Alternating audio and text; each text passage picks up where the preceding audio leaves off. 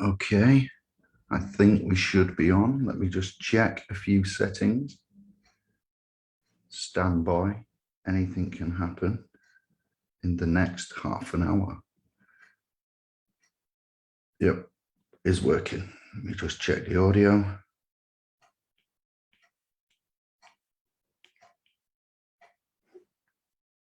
Mic check, 1, 2, 3. Okay, I think we should be on. Perfect. Welcome. Thank you. Nikki, what? We can share this. It's good to be back. A random cast. A live stream. It's a mammoth presentation. It is live this day, Wednesday, the 13th of October, 2021, the year of our Lord, Common Era,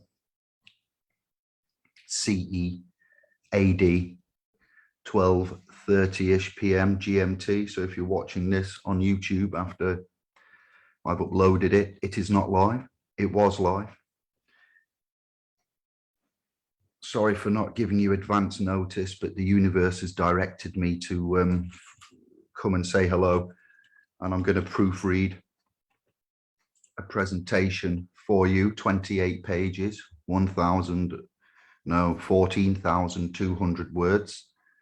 It is entitled, let me put me tooth in, agreements, contracts, duties, obligations, beliefs, and preferences engaging the Roman legal systems of civil law of the land, law of the air, law of the water, LAW, Lima Alpha Whiskey, law, land, air, water. This is not to be construed as any kind of legal advice. This is a proofread of a document that I have just cobbled together. Don't seem to be actually on the video. Let me just change my settings and say hello and start the video. Ciao. Watch. I can just reach from the settee or sofa as it is across the States. Let me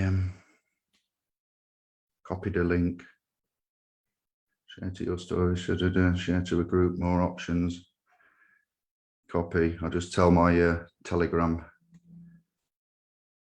chat fam we're having a live chat, and then we shall begin. It is a large presentation, but it's going to be explained to you in just a moment. Okay. My goodness. It's busy. I can't find my own groups. They are buried. They are buried.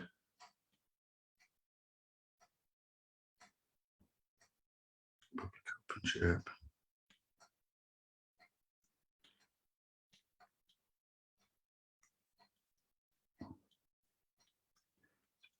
I thought I'd give you Facebook, SPL's Trust, the first showing, as we often go to the private domain via YouTube. And I thought I'd come in and say hello today, be a bit productive with you, get your thoughts and feelings on what I'm about to present. It will be a couple of hours. Get comfy while I'm posting the links, get a drink,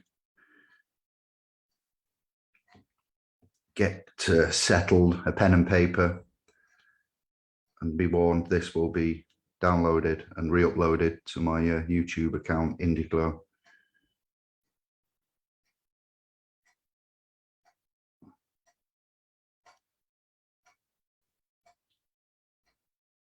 Nearly done. Trust and Equity and Trust Group, admins and mods, open chat, and then I want the SPL's private chat.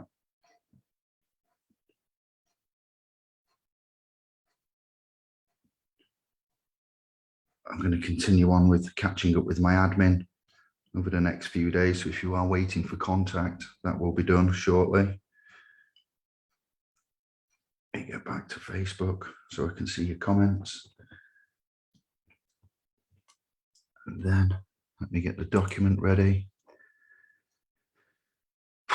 This presentation follows on from my previous presentation via my Indi Glow account on YouTube, and that video is entitled Lex Mercatoria, Contract, Maxims, Common Law, Gangmasters. And whilst we are all distracted with various current health, political, social, financial, and religious events occurring worldwide, I, David, am here today to reconnect us with the task at hand and bring us all back on track here at splspro. This video is in response to the frequently asked questions that are asked of myself, Kevin, our admins, and our Foundation Educational Private Trust, more or less on a daily basis, from all souls across the realm. And what we have found within our discoveries over the years is a series of commonalities that underpin the international judicial, legal, and financial systems, such as, and this list is not exclusive or exhaustive, ecclesiastical laws, canon law, contract law, tort law, maritime law, admiralty law, lex mercatorian, unidroit, uniform commercial code, title code, penal code, statutory, constitutional, codified and non-codified law, merchant/financial institution regulations of the nation state central banks, social security numbers, national insurance numbers, legal identifiers, EINs, CUSIPs, numbers in general, dates of birth, birth certificates, national identification instruments, names, persons, the legalese language, and the Christian religion, focusing on established Christian nations, crown princes, princesses, the various crowns of the realm, kingdoms and monarchies, England, American, Commonwealth, so to speak, UK foreign occupied territories. So thank you for joining, Nikki, Tilly, Kira. And like I say, this is going to be a big one. So if you're not ready for it or you haven't got a couple of hours free, then I understand. And this will be downloaded and re-uploaded to Indi Glow on my YouTube account. And it will also have the Lex Mercatoria video that's quite long, a couple of hours at least. I'm very passionate. I believe I've got a sore throat on that.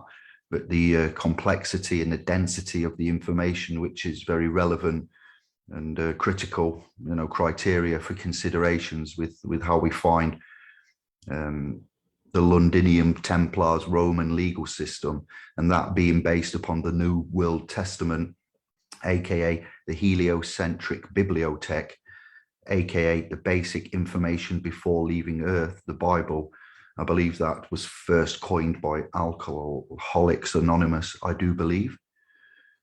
And there are various editions of the Bible that help point us into or unto the righteous path of redemption, salvation, and remedy, keeping clean hands, staying in honor, and discharging the charges made upon our persona, in a civil capacity, in a civil jurisdiction. We're not focusing on criminal law here. It's a civil, administrative, arbitrary, as what we've come to know as AKA charges, complaints, infractions upon penal, statutory.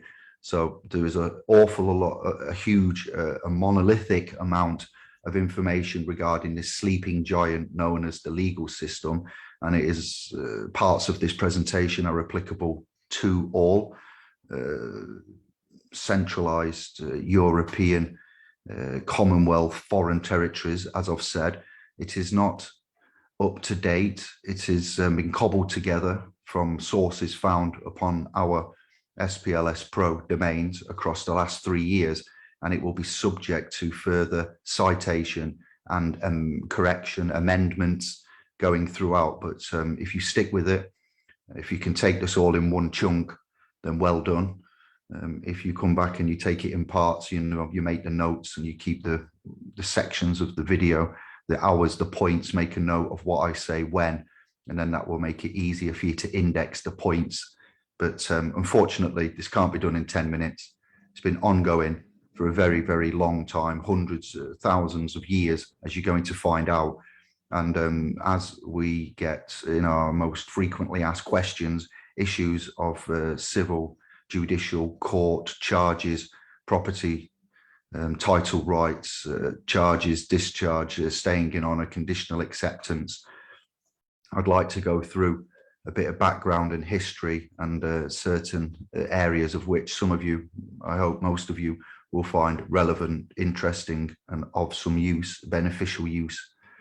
I was going to do some posts, but there's a lot of lifting going off and copying and pasting, and I thought we'll have an interactive chat. I'll look at the comments. We'll go into Facebook SPLs first, then it will be, like I say, uploaded and premiered on Indi Glow in the near future. So without further ado, I shall continue on. The New World Testaments, or Testament Bible stories, are taken from the original Hebraic phonetic text known as the first 5 books of the Bible, aka the Torah or Torah.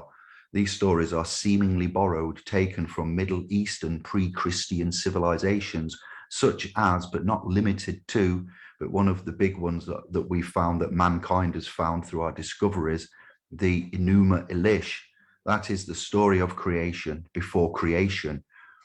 So the Christian stories are, in splspro's opinions, they're not original stories. Remember, the winners of wars and the conquerors of civilizations have the luxury of rewriting history as they see fit. The inner motives of world history and life cannot be understood unless our gaze is turned to that spiritual background which underlies the outer physical happenings. When we talk about initiates and initiates of self and self-governing and sovereignty, I'll leave it there, all right? It's a very much a spiritual environment that we're in. Worship, worship, war, W-A-R, W-O-R, worship, worship. The results of former civilization epochs are carried into later ones by the personalities of history and are changed in the process, as we found, as we can prove. By studying the external aspect, we may not immediately recognize these impulses in their new form. They must be perceived as a deeply inward stream. Harun al-Rashid and his counselor, Arabianism, penetrates into the culture and civilization of Europe. The individualities of Alexander and Aristotle go forward with the evolution of Christianity. The Eighth Ecumenical Council as the earthly projection of a spiritual event. Ancient cosmic Christianity and King Arthur's Round Table, Arnold Brocklin, the School of Charters, Brunetto Latini, preparation of the Michael or Mikhail stream. So I'm not going to source and reference all of what I'm talking about. You will have got that from your journey with us, and you will get the chance to ask questions, and we will further expand upon this as a family, as a unit, as a consciousness. Continued preparation of the Michael stream through the individualities of the Christian Aristotelians and Platonists. Christianity illuminated in the School of Charters through traditions of the ancient mysteries, the goddess Natura, the planetary intelligences and the spiritual powers in the fixed stars. Enter Claudio. Radiations of the living spirituality of the School of Charters. Until the time of the School of Charters, the Platonic souls are working, and then the Aristotelian, who now began to descend from the super-sensible to the physical world and teach in the Dominican order. So those of you that have joined and enrolled with our Equity and Trust Jedi orientation will have had the revelation of equity and trust and the seeming beginnings of that, where it came from, and before Christianity itself, stemming from the Middle East. So there's a lot of information I can extrapolate upon and put into segues through this and expand upon. This is a raw first draft reading presentation for you. So those of you that aren't up to speed, that's understandable. And I am, here to help. We are here to help, and we've put measures and outlets in place for us to focus on all of this, the topics contained within this presentation. The service of Michael, is continued in scholasticism.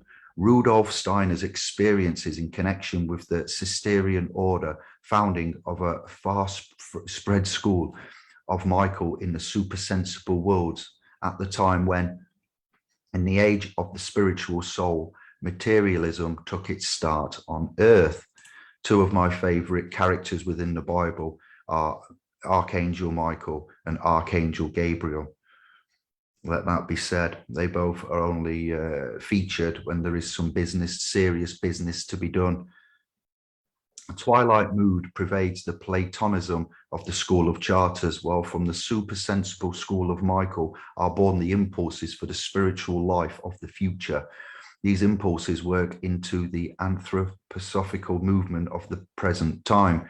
The figure of Julian, the apostate, the individuality of Julian, the apostate, the demonic idols of Bacon, of Verulam, a supersensible cult at the turn of the 18th and 19th century, which flows down in real imaginations of a spiritual kind, inspiration proceeding from the individuality of Julian, the apostate, the end of the century. The importance of a knowledge of karma for understanding the general evolution of spiritual life. The stars are colonies of spiritual beings, it seemingly is written and understood when we look at history and the divinity, the connection to the stars, the celestial objects, the use of them, the recognition of them, astronomy, astrology, pyramids, Greco, Mayan, Incan, Aztec. It's very relevant. These were prevalent and it's relevant to mention, but somewhat lost in today's civilization time at this moment. To understand karma, we must discover spirituality, the paths of man between death and the new birth in connection with the beginnings of the stars. You would reference JC, in order to be reborn, he first had to die.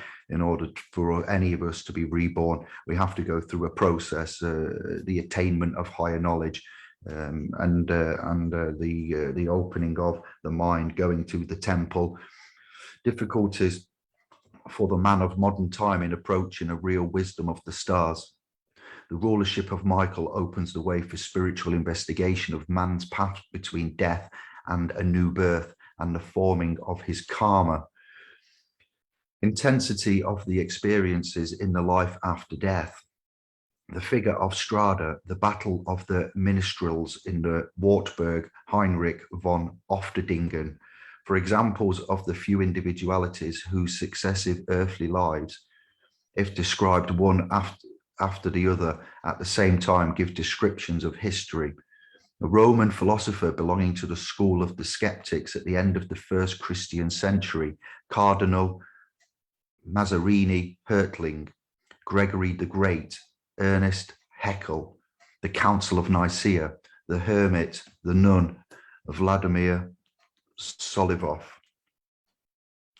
Welcome to SPL's Christian Disclosure. Let me just check the settings because it's just, my phone's just booted me out of the stream.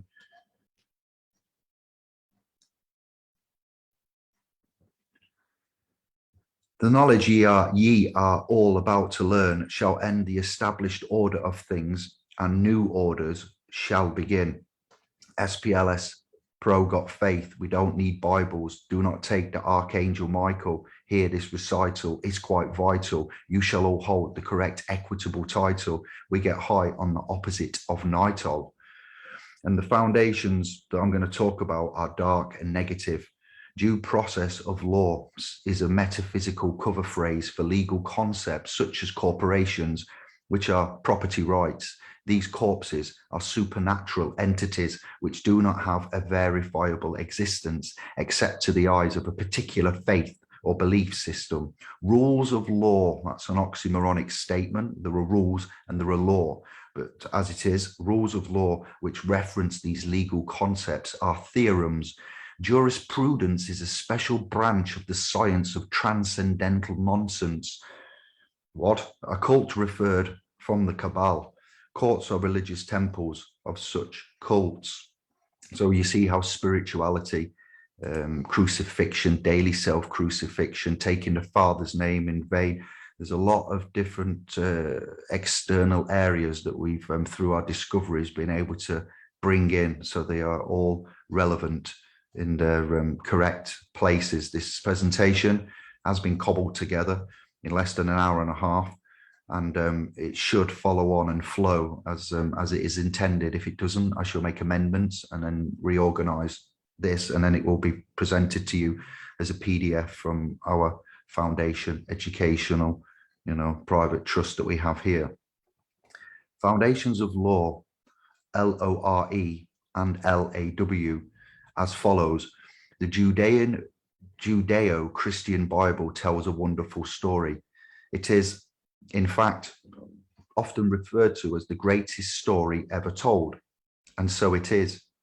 You are now about to find out why. In the New Testament of the Christian Bible, a provocative and most serious challenge is laid on the whole of Christianity. Since it bears directly on our subject, we will quote it. If Christ not be risen, then our preaching is in vain, and your faith is also in vain, and we are found false witnesses of God. And if Christ not be raised, your faith is in vain, ye are yet in your sins. 1 Corinthians 15:14, 15 and 17.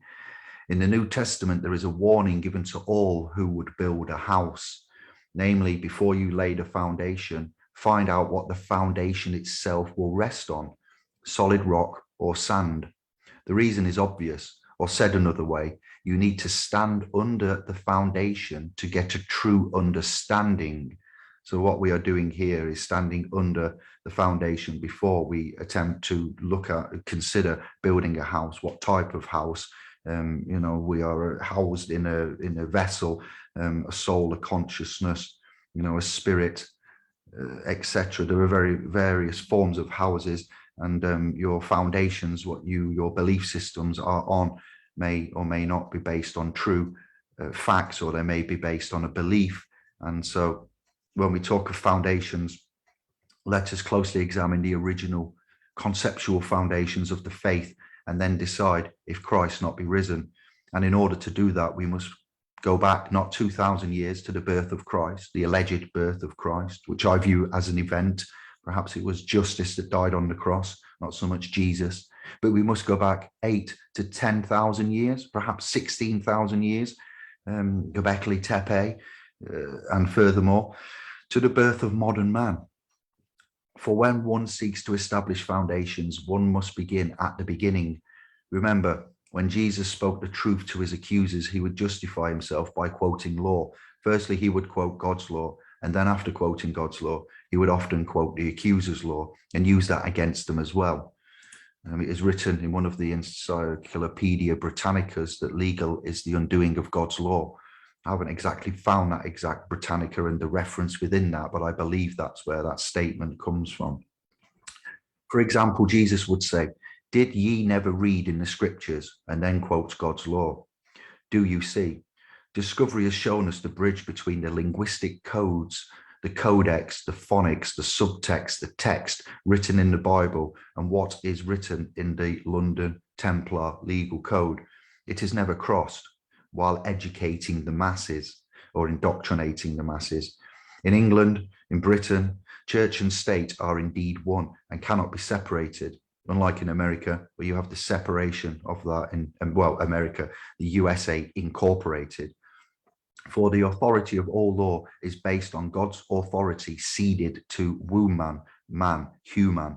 Indeed, if this relationship was ever discovered, all good men would turn away from the fiction and choose to be free under God's law and no longer be enslaved by man's legal personality, persona, fiction, titles, claiming the wrong title, because that's where it's vital that you hear this recital, exactly as the Bible instructs us to, allegedly, escape. And no slaves would be left to run the machine of mammon, money, moon-eye. We are well on the way to cracking this code, and so I want to share with you what I've uncovered, what we as a family, as a consciousness have uncovered so far. Whatever your opinion or beliefs about religion and the Bible are, they do not apply here. I'm not interested in proving the existence of anything, but what exists in nature, that can be proven. The nature of God or lack thereof is for you to decide as individuals, and that has absolutely no relevance within this discussion. The words we will be defining here are straight out of the Bible and the legal dictionaries of government. Those legal dictionaries and the styles used is generally legalese, and they are found with their meanings, implied definitions in Black's Law Dictionary. We speak common mother's tongue, plain and simple English, and you can look at my words, interpretation, meanings, and definition from the Oxford English Dictionary. When you comprehend that these things are one and the same, and that the Bible is the hidden authority of the laws of men in government and religion. So we say that the London Templars legal system is basically based on this bibliothèque. You will then start to have your own revelation that I cannot imagine one, as for one, to be able to put into words. Now, the word abandon, for instance, may be defined as two seemingly opposite concepts. Abandon, on one hand, means totally free and unhindered expression of will, while in the same definition, it may also mean to leave something behind. For the purposes, we must certainly combine these definitions in our comprehension that in order to be free and unhindered in our lives as free humans, as man, in abandon under God, under the laws of nature, we must also abandon and leave behind permanently the ties, the tithes, the property that binds us in chains of debt, sureties, and obligation to government, mammon. In other words, we must abandon our person, or perhaps look for alternative provisions, because we have the rights to choose to or not to be a person in front of the law, at law, God being no respecter of persons. So we must look to manage, correct, amend the relationship we have viewed as persons, so as to 100% of the time be viewed, execute deeds as living beings, authentic, sovereign, sovereign beings. A man that carries a commercial entity in the form of an artificial person in commerce with government, mammon, in truth carries around a demon, it could be viewed, and therefore cannot live life in abandon. Webster's 1828 dictionary defines the word demon as signifying an evil spirit or genius, which influences the conduct or directs the fortunes of mankind. Chin chin. And just what exactly is an evil genius? Genius, Latin from the root gisno, to beget.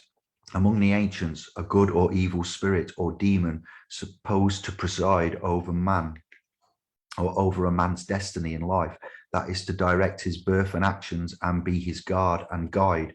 A tutelary deity, the ruling and protecting power of men, places, or things. A name in English linguistic Oxford styles, yes, is denoted by starting with a capital letter and denotes an object or a thing.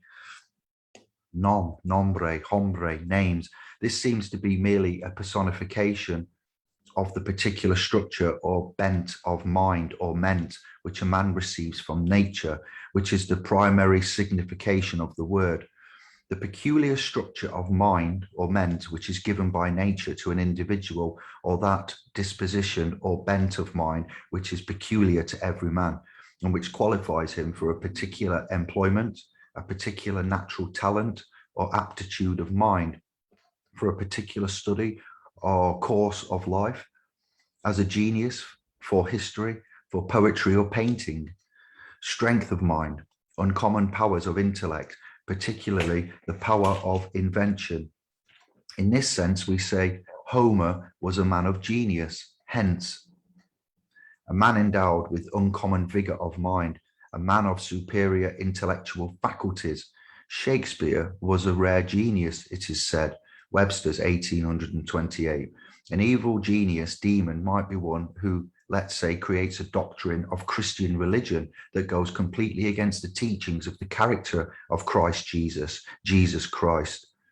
the Demiurge, the Holy Father, incorporates that doctrine into a corporate church, and then deceives all the followers of that religion that its word is not only of and inspired by God, but that his genius is the only true interpretation of the will of God as God's spokesman and author. And later on in this presentation, I will go through the creation of the crown, the papacy, the leading bull of the Romanus Pontifex, and allegedly the man in the Vaticano that presents himself as the King of Kings, in the incorporation of the Christian and Catholic churches there, kingdoms and crown princes, the crown themselves, okay? And thus, one of 1,000 religions is born, completely hiding the fact that religion, ceremony, symbols, and mammon is forbidden in the Bible for true followers of the legal and spiritual story of Christ Jesus and its guidance to be free from the influences and enslavement of the church and state. There are references within the scriptures, warnings, lest ye be deceived, and many will come in my name and pretend to be I.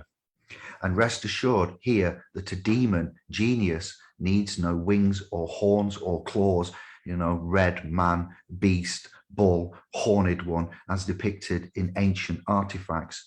We reference the devil being in the details, the small print, the terms and conditions of these agreements, contracts, which are agreements. These are just frightening imagery to scare children and adults, man consciousness, into never perceiving that ordinary conscious souls, beings like themselves, like you and I, like the scribes, like the initiates in splspro, like my scribes on Indi Glow, like the ones that are doing the good work right here and now, trying and attempting to spread the truth in the face of adversity and going against community guidelines and taking hits for it. They live among us, controlling us, feeding off our collective ignorance, harvesting our wealth and happiness. And they are just as human as you and me. They are as we are, simply of Adam, perhaps Adam in Hebrew, man, primarily the name of the human species. We also look at Abraham and certain things, Sarah and Abraham, but we'll leave that aside, just bear with me. Mankind, appropriately, the first man, the progenitor of the human race. The word signifies form, shape, or subtle form, suitable form. Hence, species. It is evidently connected with heb, to be like or equal, to form an image, to assimilate.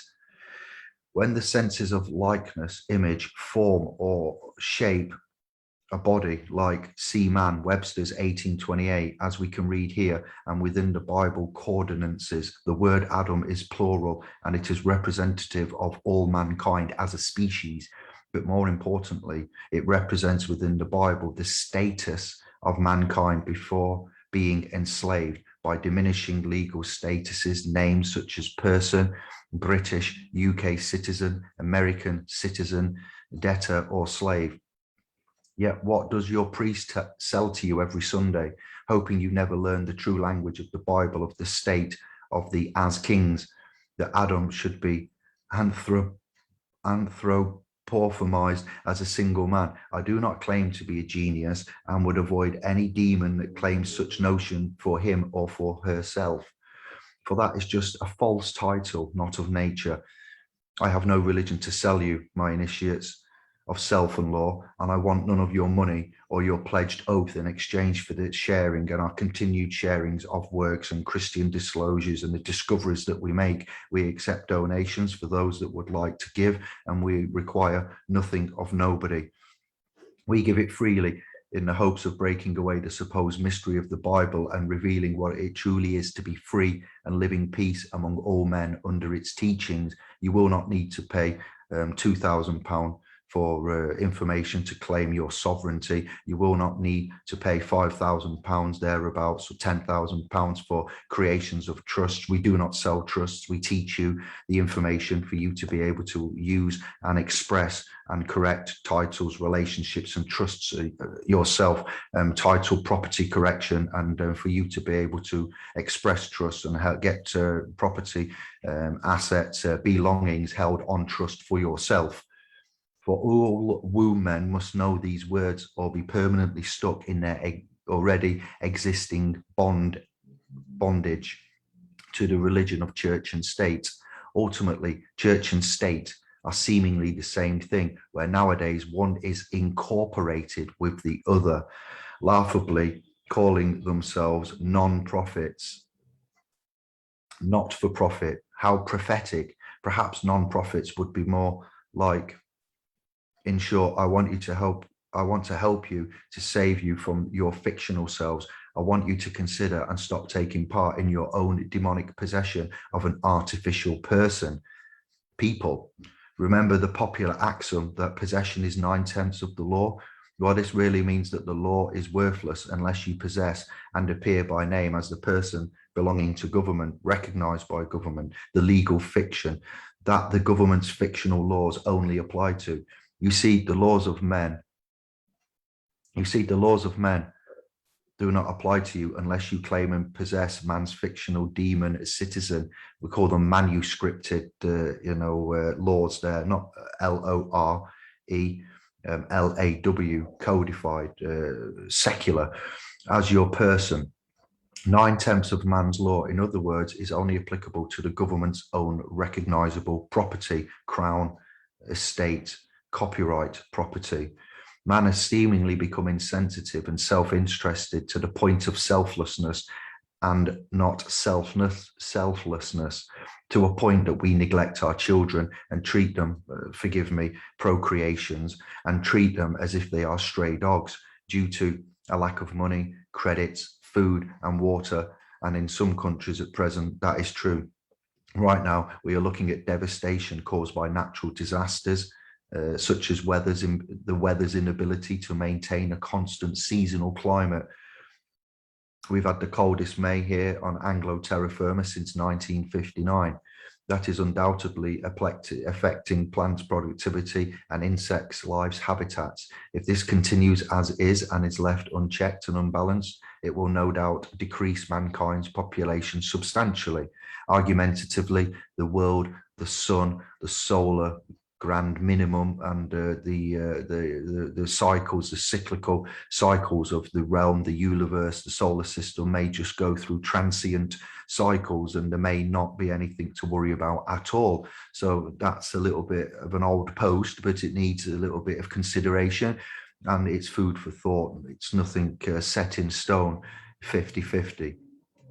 Leading to global mass disorder to take place. What then will be the value of our offspring and procreations? How will humankind keep productivity? It looks like it's now a time of the survival of the fittest as we become so desperate and further desensitized.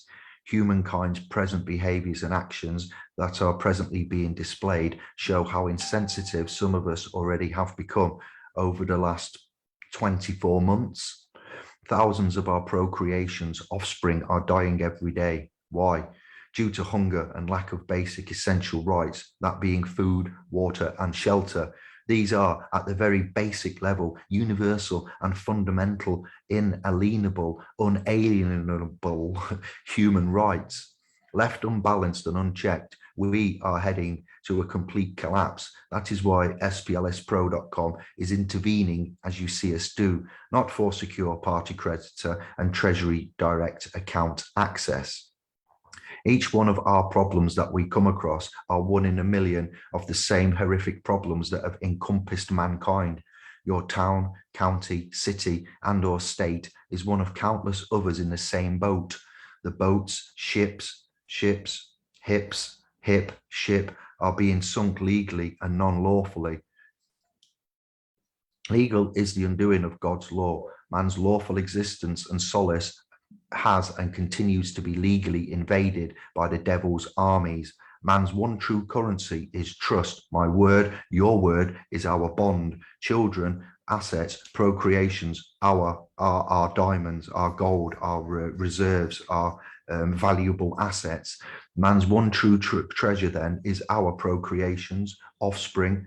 They are man's diamonds that shine bright, but they soon burn out and are beginning to fade away whilst we stand aside and look. We see that families are under a tremendous pressure financially and legally, and as such, man has been unwittingly used as legal securitization, sureties for the corporations and nations' debts. The devil is now ready and waiting for his final turn of that screw. splspro.com is looking for alphas and omegas and its initiates of self, aka the conscionable chosen ones, not chosen by SPLs, but chosen by actions of oneself, and the syncretism and synchronicity, the synchronization, the chronos of the immutable, universal, and divine quantum flux fields of coincidental daily interaction. Actions do indeed speak louder than words in this respect. Equity is not one's chosen path. Equity chooses ye. Once it trusts you, trust and equity and trust go hand in hand like truth and lies. With the above said, we private self-governing, self-aware, conscionable initiates of self and law, I, self-law, am master, have now, and the new ones among us, ye are being retrained, reconditioned, and reconnected. We give the important knowledge, the necessary prerequisites, you wascally wabbit, prerequisites and skills to enable ye to start on this family mission. And our universal intention is to assist with the reversing of the above vision and direction of humankind that it is seemingly heading into, recourse of the ship, so to speak. We all, once initiated, shall help to lead the world unto a new vision, new ideas, and a new technological advancement that shall benefit the earth, our families, procreations, the plant and animal kingdoms that we seem to be simultaneously slaughtering, as well as ourselves. All that join and support our universal, lawful, and Abrahamic trust shall eventually become dignitaries, witnesses of the Holy Father, Christ Jesus, Allah, Muhammad, PBUH, etc. Lion in Zion. It's open to all families. That's just a brief descriptor of the three major Abrahamic trusts in Christian nations, and the others that are affiliated with are also included and welcome to join, which is why I've gone on to Rastafari, Zion, Hinduism, Sikhism, Buddhism, and all of the others, universal non-sectarian remedies. It shall be you that then changes the way this global society lawfully then interacts. The world shall have a legion of supremely excellent and well-versed unified consciousnesses. Ye shall be trained and aware and knowledgeable in how to be able to hold gifted practices in the ways we shall then live. Hence my statement of SPL's universal and non-sectarian remedy for all races, religions, colours and creeds, whereby we, humankind, mankind, consciousness, claim the world's resources, our common heritage again. We shall spread charity, honesty, goodwill over all. This looks like our only hope, as our elected so-called leaders, kings and queens, they all hold Bibles, whilst allowing war, warship, and death to legally occur on a regular basis, whilst claiming to have divine rights, religious accords and covenants. SPLs believes in you all. Now it is time for you to believe in yourself, in thyself, know thyself. None but yourself can free your mind from mental slavery. We can feel it coming in the air tonight. Oh Lord, a bit of Phil Collins for dads and mums out there. Imagine a world filled with millions of humans with a Christ-like, Muhammad-like, Buddha-like Taoism consciousness, or even Chico Xavier's, Nelson Mandela, Mother Teresa, John Lennon, Marcus Garvey, and Martin Luther King's, Malcolm X's, etc., to name a few. It is nigh on time we started to practice what has been preached in the many and various manuscripts of the scriptures. How and when I hear the readers of my words ask internally, pray tell the message, O sage of the ages, governor, lay it on us. Well, you do not need much to change, only willpower and love. If you do not believe in this, then you cannot help us, and ye are destined for the laughter or slaughter. Slaughter is just laughter with an S in front of it. As you stand aside and look, Walk on by unto thy fate. May God bless ye. Mother Nature's natural resources are vital to keep harmony in this universe. As discord is upon us all, time to claim our unborn lineage birthrights, unalienable rights, yes, claim of rights. No more fights until the light we go. Ye are here and reading or listening to this for a particularly good reason. There are no coincidences, coincide answers. It was written that Jesus will return to lead the masses and change mankind's future for the better. Ask yourself, is that a realistic and moral option? Man has created many of these problems, most of these problems, 99.9% of these problems. And so therefore, ergo, man shall be the only ones to fix them. The Holy Church expected the return of the Son of God, the prodigal Savior, to return on the 6th of June, 1666, and for him to change the future for the better. Well, he did not. An infamous act was enacted instead, as the Holy Church, the papacy, the see of paper, the paparazzia, the see of paper rats, decided that they shall continue to rule with the divine right of kingship and lordship. Seta K and Seta KV of 1666 was enacted, one of three said acts. You'll hear about this later on in the presentation. Stay with me, keep the flow, hold the saturation points, have faith, and even if you're taking it in parts, remember to notice the time, to note the time where you exit and then pick back up on the time, you know, where you was last here. Ye are all now and now to become fully entrusted. Arise, our lions of love and light. The way out of this ungodly worship has been located. Someone has to make sure mankind and nature are survived. I, David Yarson, of the Jeremita estate, family and clan, am no king or leader. I am simply here to assist in this as the Holy Father and universal Christ consciousness has instructed me to do so. I shall be obedient and serve only this lawful cause. Now you see why I, Kevin, our admins, splspro, carry out deeds as I and we do, as our private trust does, for the greater good, not for our own selfish gains. By doing this work, we shall all indeed profit and benefit. What does it profit a man whom gains the whole world? Read and listen to the above again slowly, and then that question is truly answered. We offer only guidance. You are to walk your own path. And remember, initiates, without a journey, there can be no destination. We enter into the kingdom of heaven. Remember when Jesus spoke the truth to his accusers? Well, here we go. Message for all legal persons. But he that doeth wrong shall receive for the wrongs which he has done, and there is no respect of persons. Now listen up and listen good, my sovereign and sovereign souls. Legal maxim, no one is above the law.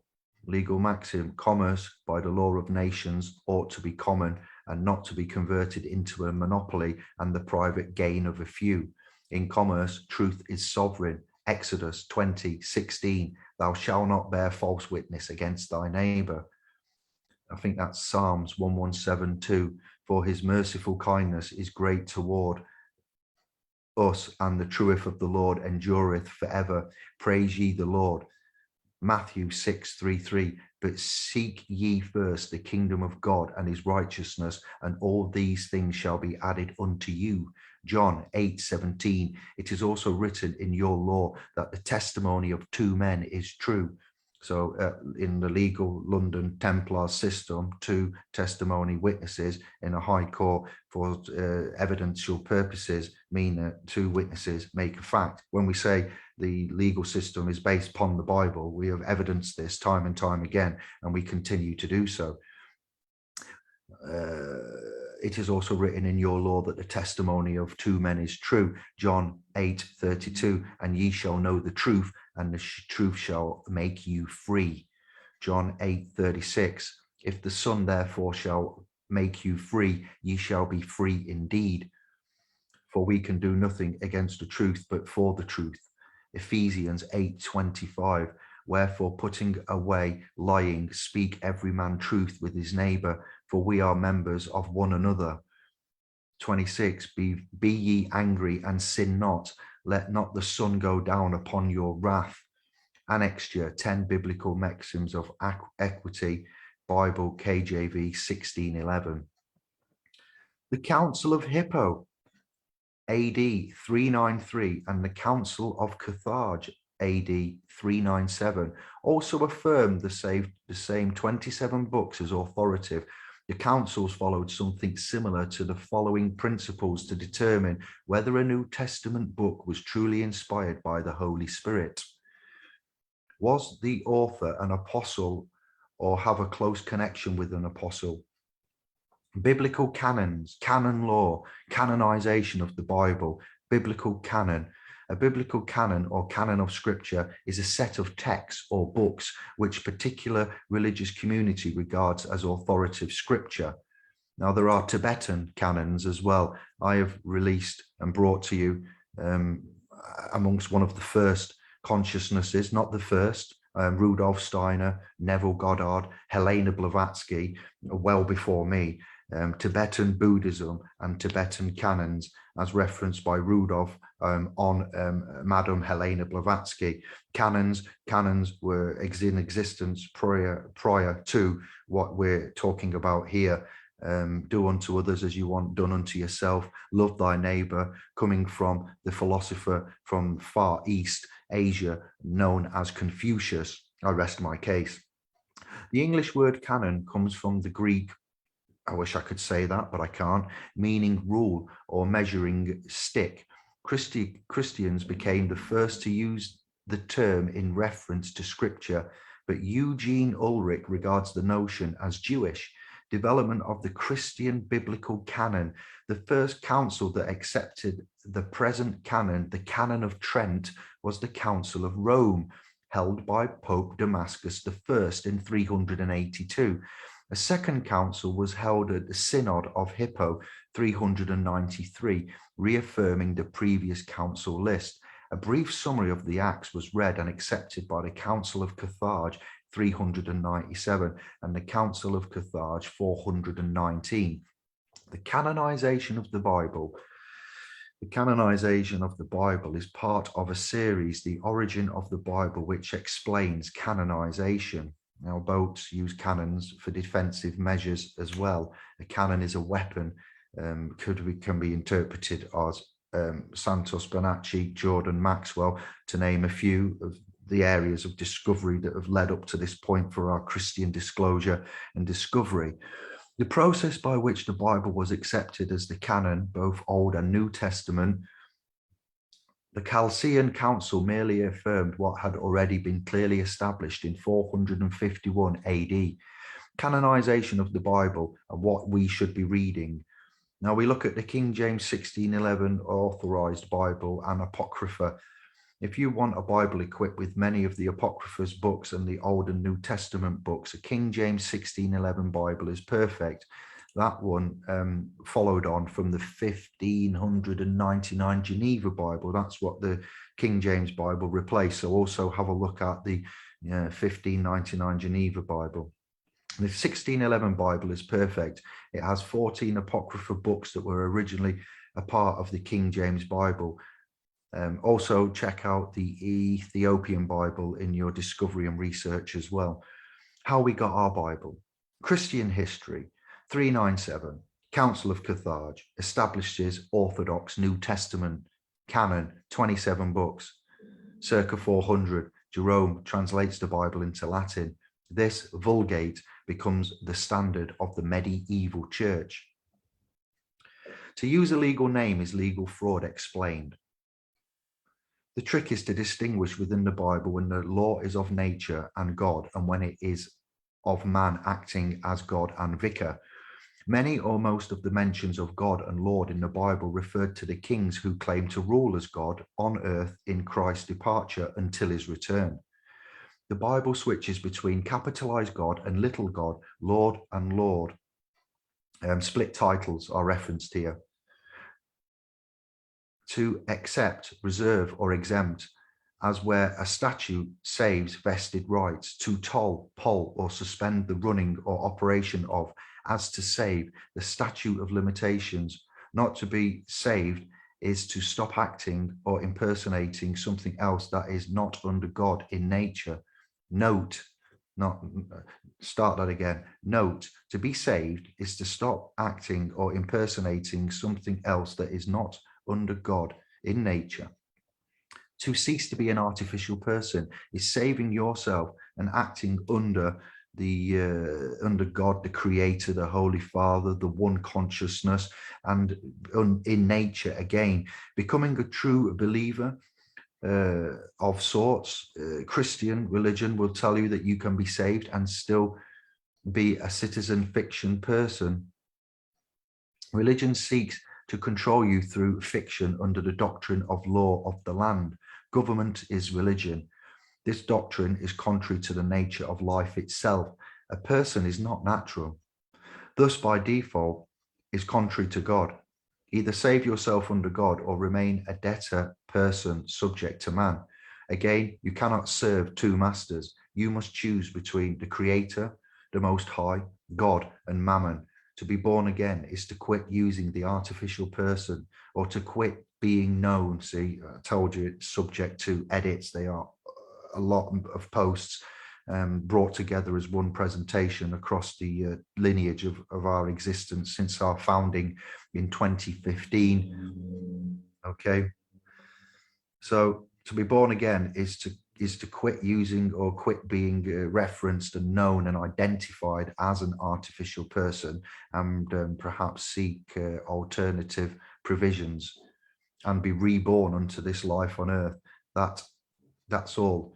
You know, a person is civilly dead as a child.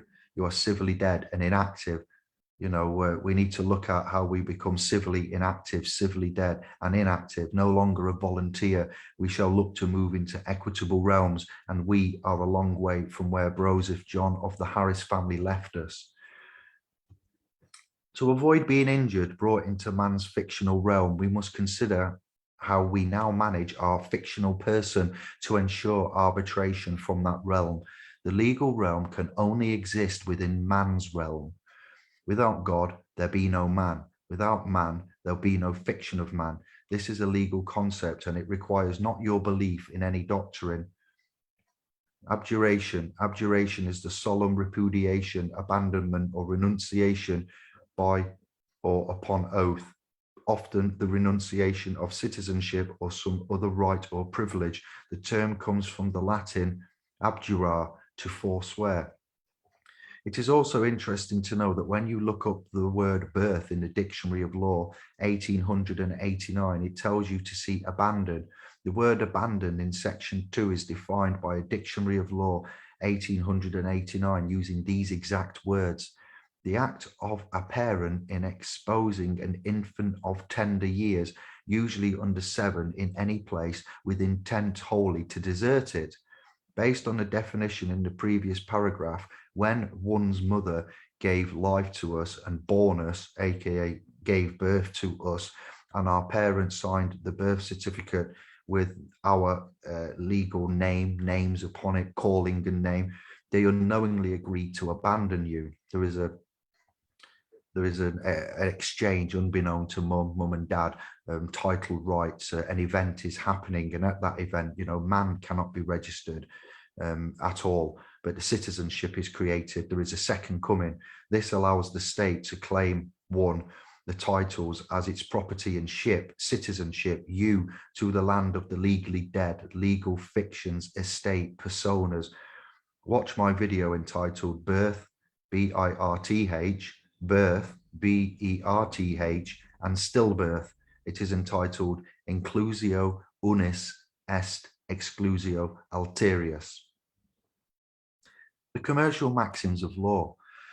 The substance of law trumps the letter of the law, in so as the colour of law abides by the letter of the law, of the code and statute, whereby with the spirit of the law is by the substance of law, in which if there were no harm, there is no claim, corpus delicti. The commercial maxims for many people, it might come as a surprise, in many cases a pleasant one. If they were informed that essentially all of the law of the world is founded on, derived from, and is a function of 10 simple, essential, and fundamental commercial maxims. This is a topic you will have heard us mention and talk about over the last 6 years since we was established and founded in 2015. Okay, so we cannot repeat this enough. Let me go again. The commercial maxims for many people, it might come as a surprise. In many cases, we find it's a pleasant one. If you was informed and knowledgeable that essentially all of the law of the world is founded upon, derived from, and is a function of 10 simple, essential, and fundamental commercial maxims. There are 7 basic ones plus 3 corollaries. These foundation principles, axioms, underlie all of man's law. Notwithstanding, we're not here all, well, there is the side of equity that needs adding to that, and the principles of equity, one of my favorites being where the rules of common law and those of equity collide, those of equity shall prevail. So we need to obviously recognize that that is true for public, commercial, legal, UK, American, Commonwealth, foreign territory, central bank, public side, civil, arbitrary, correct, but private remedy and private, what we've come to teach since late on 2016, early 2017 with the triangle, settlor, grantor, beneficiary, trustee, and the expression of the correct titles, title rights, legal title, possessory title, equitable title, and these kind of areas needs adding in there. Are we still good? Are we still rolling? 1 hour in. Let's say hello to Lindsay, Kira, Louise, and Michael.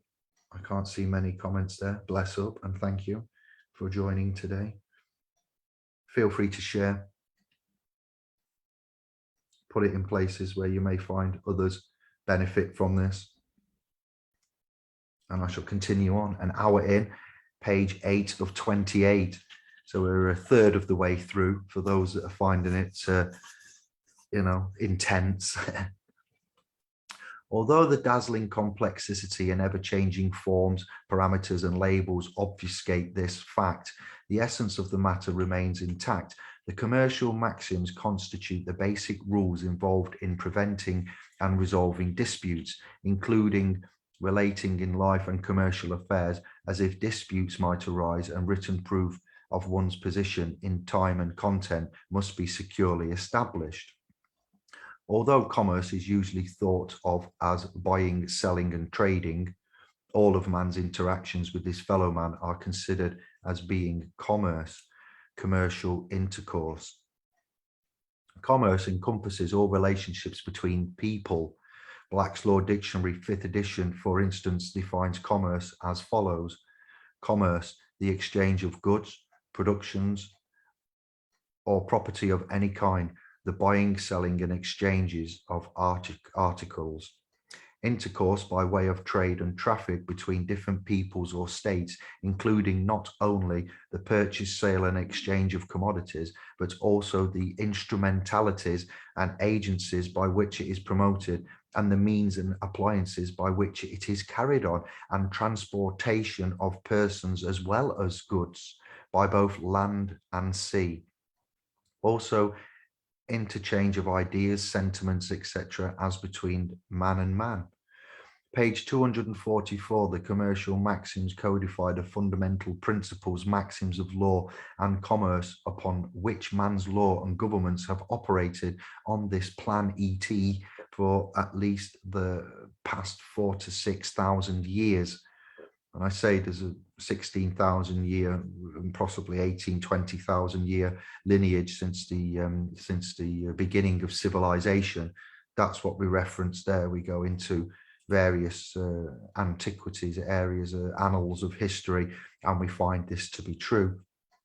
Sumerian clay tablets reference that, for instance, if you're wondering, and prior to that as well, not just in the cuneiform and in Sanskrit and other such languages and civilizations and time periods.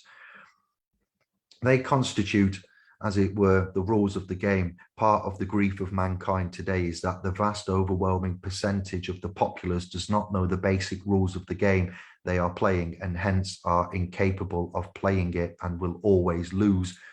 When you go to a court, you play a game on a court, such as tennis or basketball. Okay, when you go to court, you're playing a game on a court. If one who does not know the rules of a game is playing that game, which others who are masters of the rules, then the outcome is a foregone conclusion. The one who knows the rules wins the game, while the one who does not know the rule necessarily, ordinarily typically will lose. Such is the state of the world. Elucidating the underlying fundamental rules so that no one understands what is going on greatly helps in leveling the playing field. The rules, therefore, are set forth below with the understanding that they operate within the context and settling of the universal underlying principles. The commercial maxims are the most basic, enduring, and minimalistic codification of universal real law extant on earth. They are very simple, largely self-evident, and based on common sense. The Jews, for instance, have studied, analyzed, practiced, and redefined commercial law founded on these maxims for thousands of years. This continuous, relentless, single-minded absorption in the law over millennia has worked the bugs out.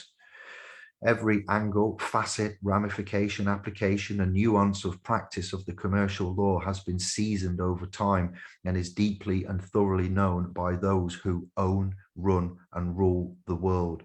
Indeed, the aristocracy, the elite, the ones that claim to have divine rights of kingship, the crown estate, the monarchy, the establishment, the institutions, are precisely where they are because they do know these fundamental laws, because it is real that it must work, always works, and it's impossible for it not to work since it's grounded in natural law. The esoteric truth must be obscured and concealed from the masses by every means possible. We look at esoteric and exoteric truths as well as mostly the esoteric that we mention, that is mentioned. If the so-called rulers of the world did not withhold from the masses the general understanding, the knowledge that the foundational principles of real law are few in number and easily mastered by everybody, and that all of the documents and instruments used in all law and commerce are likewise few in number and comprehensible to laymen, such conmen would have to abandon their aristocratic titles of nobility and find real jobs based on genuine productivity, contribution, and win-win interactions with their fellow man.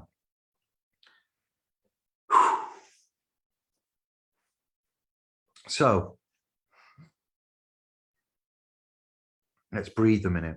I'm now going to bring something to you which will be American referencing, but it is relevant with what we've found and seen in England to do with the courts and the laws that are operating, the various areas of laws, LAWS, man-made codified laws such as maritime, admiralty, ecclesiastical, ecclesia, canons, uniform commercial codes. There is a lot of work being done by us here on Anglo territory, on the Sovereign Republic of New Brighton is where I am, and we're English side of things, to our friends across the pond, to America, to New Zealand, to the Commonwealth and foreign territories. We've been looking for a great many years at what has been presented from America. We would look into the commonalities of the judicial system, where the judicial system was formed, generally England, London, Templar Knights, B.A.R, barristers, international barristers, lawyers. We would look at the commonalities and what underpins all of this: money, religion, language, legalese, crown copyright, barristers, solicitors, ecclesia, maritime, admiralty, charges, penal codes, and things like this. So when I speak of this, this was given to me by somebody in the Anon network quite some time ago, and this is focused on America. but with the recognition that we have with the Securities Exchange Commission, the Bank of International Settlements, and various other things in history and with institutions and commonalities, who founded the Americas, which then later turned out to be the United States of America. We look at Cook and Columbus, okay? We look at the lineages, we look at the crowns, we look at the monarchy, we look at a lot. So just bear that in mind. This is not legal advice, I'll reiterate. This was something that was given to me quite some time ago, helped open my eyes into the uniform interaction of the judicial systems. And this was from the Anon network in America. And I want to present it to you simply for contemplation and consideration.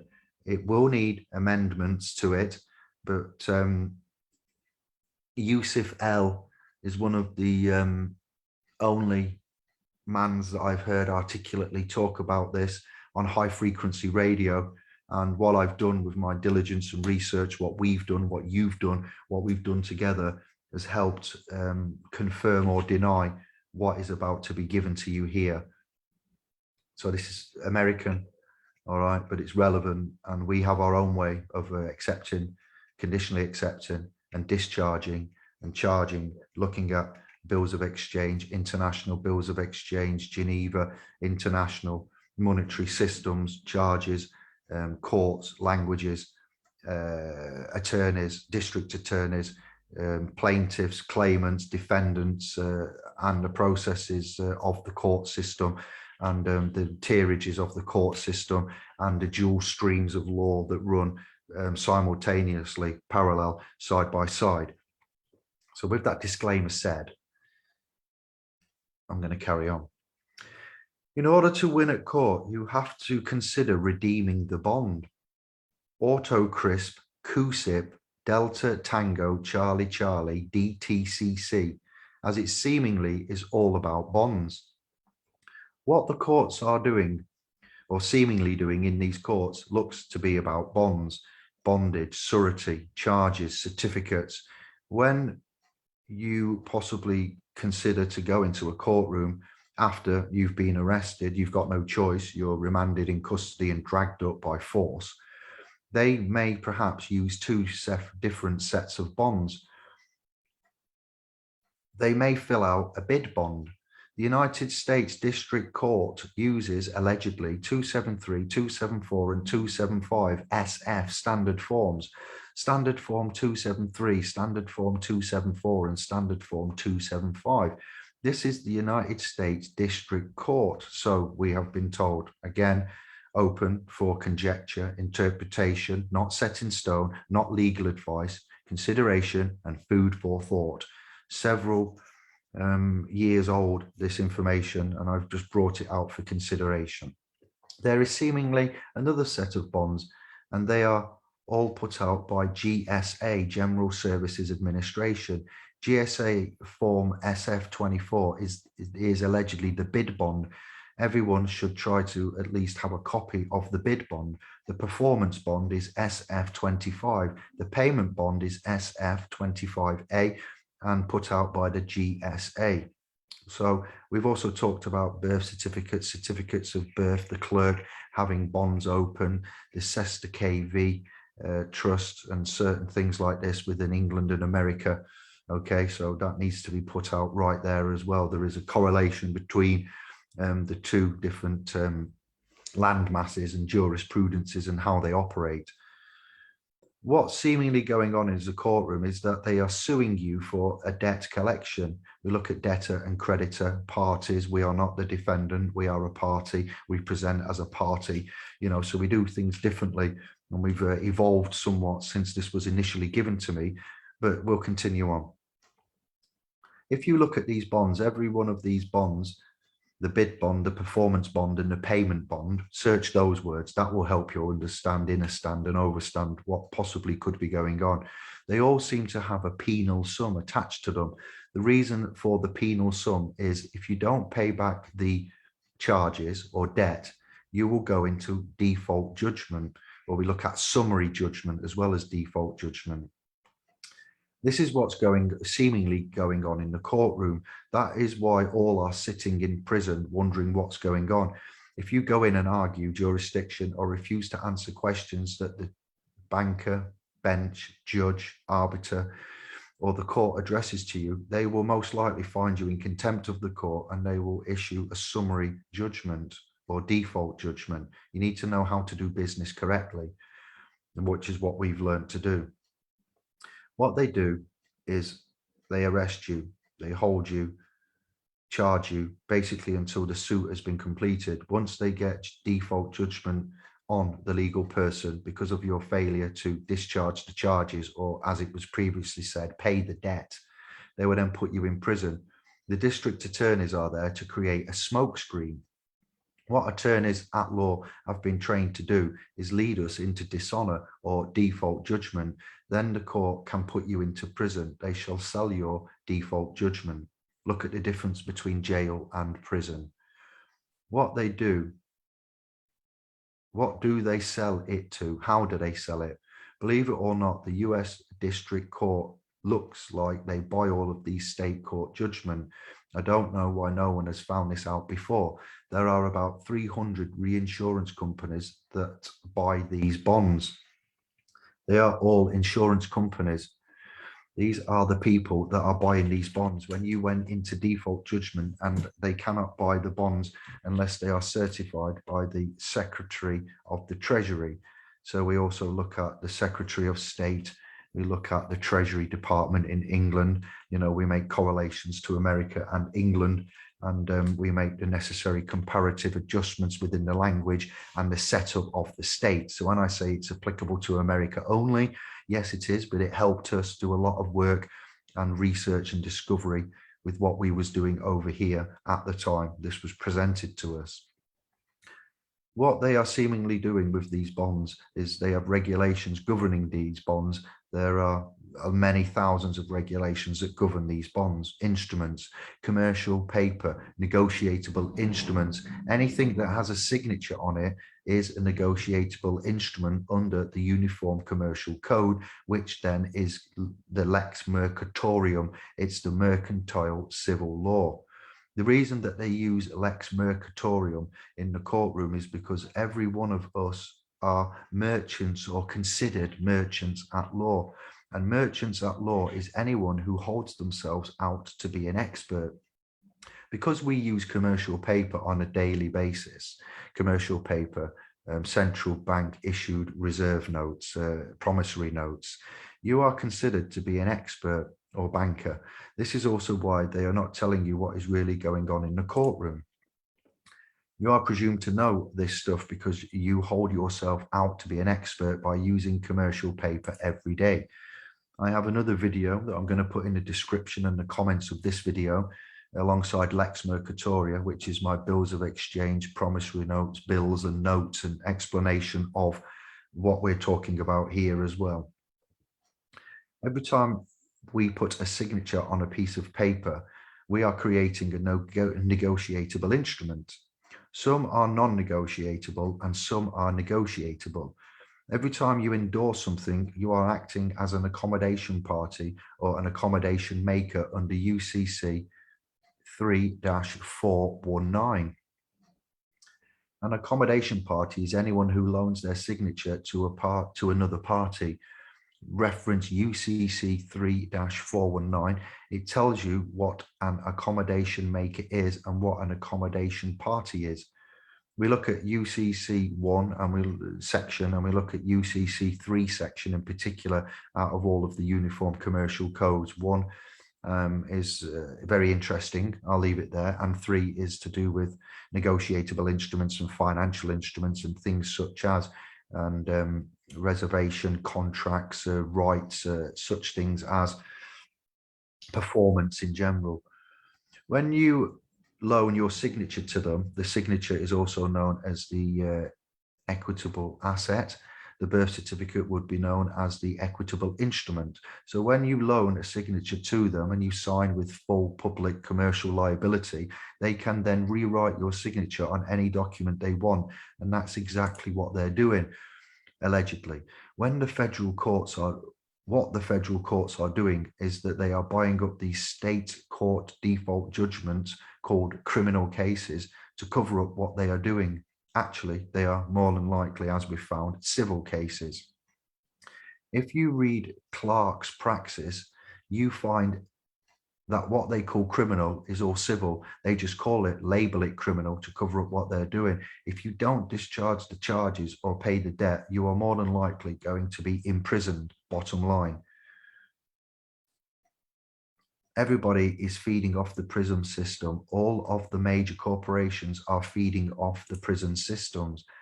How many of you have heard of REIT, Real Estate Investment Trust, or PZN, Papa Zulu November, which means prison trust? Prisoners are classified, it's looking like, as real estate. They own all of the real estate because they hold the bonds on them. If you haven't redeemed your bond, so they didn't close your account. A contractor comes in, or any corporation could come in and tender a bid bond to the US District Court, for example, and they could perhaps buy up these court judgments. And anytime you issue a bid bond, there has to be a reinsure. So they get a reinsurance company to come in and act as surety for the bid bond. Then they bring in a performance bond. All of these bonds, bid, payment, and performance, are all surety bonds. And anytime you issue a bid bond, it has to have a surety guaranteeing or reinsuring the bid bond via an issuing performance bond. Yes, I hear what you're saying, and I'll continue on. Then they get an underwriter, and that would be either an investment broker or investment banker. They come in and underwrite the performance bond, which is reinsuring the bid bond. What does the underwriter do with the performance bond? The underwriter takes the three bonds and pulls them and creates what's known as a mortgage-backed securities, When you pull these MBS, they are called bonds and are sold to a company called TBA, which is the Bond Market Association. That is an actual corporation. These converted bonds, now MBS, are investment securities and being sold on the international level. CCA is one of the tickers on the New York Stock Exchange. Others include Charlie Whiskey X-Ray, Charlie Whiskey Delta, and Charlie Whiskey Golf. And when it goes to Frankfurt, CWG. When it goes to Berlin, CWD, and so on. Remember, everything is commercial. 7-11, 7 CFR says that all crimes are commercial. If you read that carefully, it says kidnapping, robbery, extortion, murder, etc. are all commercial crimes. When we look into the Bible and other such areas, we find that, yes, something different. Thus, you are funding the whole enchilada simply because you got into a default judgment when you went into court and failed to discharge the charges and recognize and redeem possible bonds that may or may not be relevant and present within these venues, these business venues. When we say courts are venues and they are business venues, what I read at the beginning, now that ties in with that, you see, transcendental nonsense. This is why people don't win in court, because they don't redeem the bond. You are the principal upon which all money circulates, but you don't want to start arguing with the court about that. They are drafting you for performance. So we have a performance in a court, a schedule of fees you have to perform. There is a performance there. You are performing for the court. We look at performance and who performs, and actors perform. The etymological root references and the linguistics of this, and the expansion of that. Armies perform at war. You know, I'll just leave it there. So anytime the court asks you to do something, they are drafting you for performance. And if you don't perform, you may get into dishonor by non-acceptance. They are making a formal presentment seemingly under UCC 3-501 of the code, so they can charge you, and they use the word charge. They use the same commercial words on your indictment, information, and complaint. They use the word charge, i.e. the following charges. He has or she has 2 counts of charges. Be as gentle as a dove and wise as a serpent. You can't act like an insurgent or belligerent. If you do, they will treat you like one, and they will beat you up in this ungodly, unholy war. What you want to consider is to settle the account, discharge the charges, go to full settlement and closure. You're running the account. You're the fiduciary trustee over the account. We need to instruct them and tell them what to do, not take instructions from them. We need to control the court. If we are the principal and the owner of the account, the executive in office, the occupier, the source of credit, the principal, etc., tell them what you want is full settlement and closure of the account. You have to do this from the get-go. Paperwork and acceptances and certain things, how you conduct your business, how you present or represent, representation, how you may or may not want to consider doing this. So there are various ways in order to, possibly win in a court scenario and discharge charges. We have looked at and told you about conditional acceptances, what a conditional acceptance is, how to keep in honour with clean hands and put the liability and the burden of proof back on the claimant. Proof of authority, proof of jurisdiction, proof of claim, etc. With the conditional acceptance, you can look at considering to say, I'm more than happy to give you a name if you can show that the charging papers have been put into the court record. I have not seen any papers that show any charges exist. That's a negative averment. What you are doing is rebutting the presumption that they have charges against your person. Search for the 12 presumptions of the court. When I mentioned canons and canon law and so forth, you will find, I think, works from Franco Collins and Eucadia and possibly Gemstone and other such, but taken, I think, initially from Franco Collins, the 12 presumptions of the court and canon law. They work off presumptions. They don't have to have anything. You must rebut their presumptions. Look at the Roman doctrine of discovery. Roman doctrine of discovery. Some have actually gone to the courts and asked them for a bid bond. They have asked that, and they've required that they require the bid bond back. They've asked for full settlement and closure of the account. This has come from America. This hasn't come from England, all right? I can't stress this enough, but my word is my bond.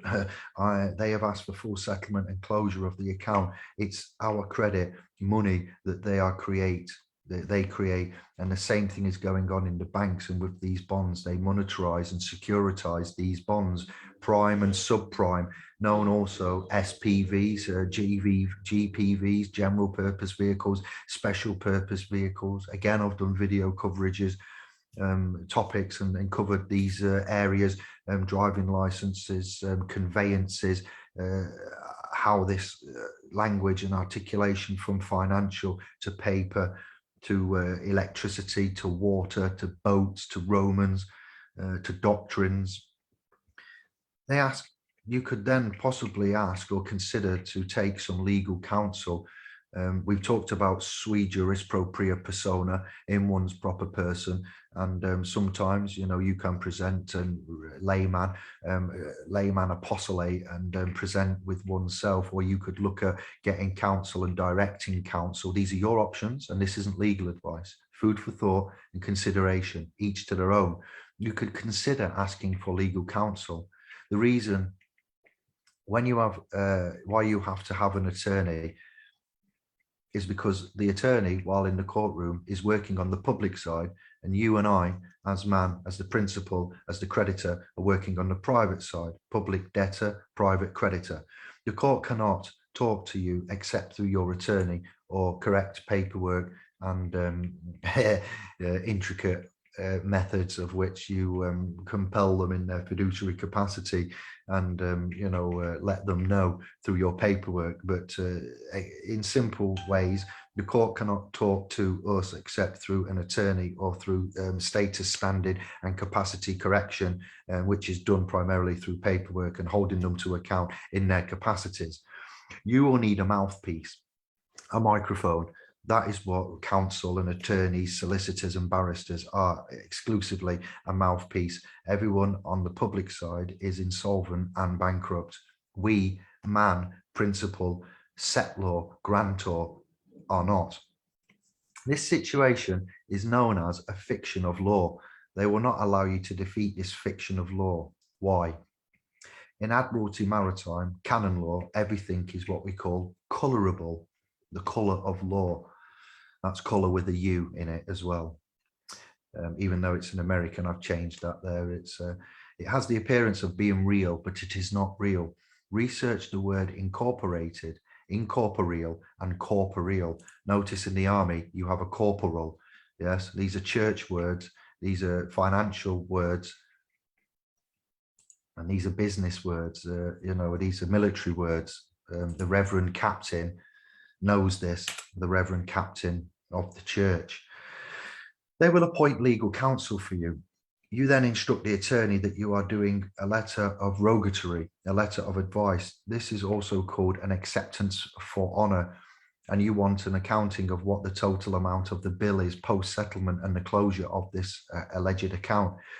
You then can consider giving your CUSIP, C-U-S-I-P, and AUTOTIS, AUTOTIS number, and your case number. Here's the wording that has been given to me in this post that has allegedly been used. I accept your charges for value and consideration. Value and where have we heard that before? Accepted for value, A for V. I accept your charges for value and consideration in return for post-settlement and closure of case number, account number. Put down your 9-digit national insurance number or social security number, and put down CUSIP number, your SSN, and AutoCris number, your SSN without dashes. Use my exemption for full settlement and closure of this account, as this account is prepaid and exempt from levy. Date it and endorse it as the authorised representative.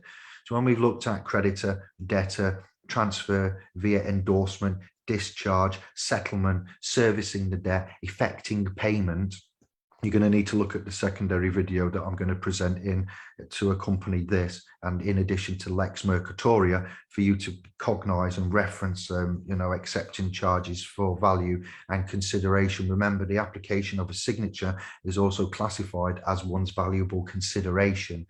So you may not have heard of CUSIP numbers and auto risk numbers. You may have heard of social security numbers, national insurance numbers. All right.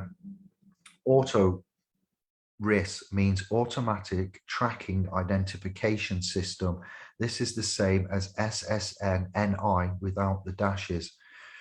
When I said that they didn't even want to talk to me when you say CUSIP and auto risk, they know exactly what you're talking about. CUSIP is the Committee on Uniform Securities Identification Process. Committee on Uniform Securities Identification Process. CUSIP uses a social security number, NI.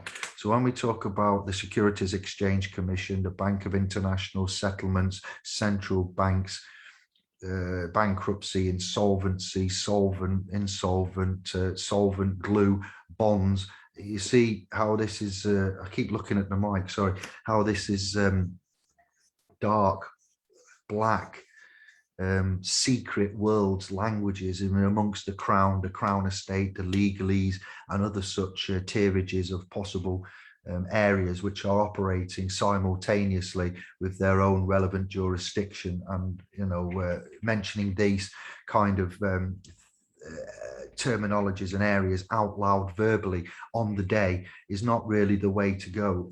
Your paperwork being presented articulately, correctly, and acceptances and management of in paperwork privately is the best way to go. Trying to go to a venue, a court we'll say, and trying to verbally express private remedy in a public venue will not really, and also magistrates and judges of sorts are not really knowledgeable. The clerk is running the show, the judge is the arbiter, the referee, the banker.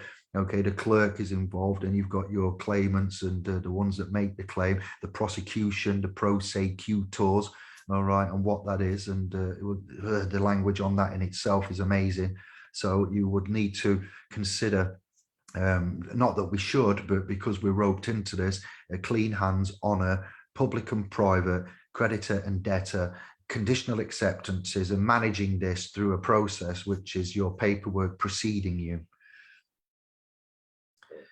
So the CUSIP is the Committee on Uniform Securities Identification Process. CUSIP uses an SSNNI to identify you because the birth certificate is classified as a financial security instrument. And to further demonstrate that, when you look at a bonded instrument of a financial nature, it will generally have a watermark going through it, not to demonstrate authenticity, but to donate the currency, this water, the charges, the electricity, the current of the sea, the charge, the financial recognition of that. The promissory notes in England and the dollar bill will have a watermark going through them. That is to donate, amongst originality, authenticity, to donate the charge going through the paper, which is the currency, money, credit, fiat, currency, legal tender. You see where we're going here. So the birth certificate, if you'd like to get your person's birth certificate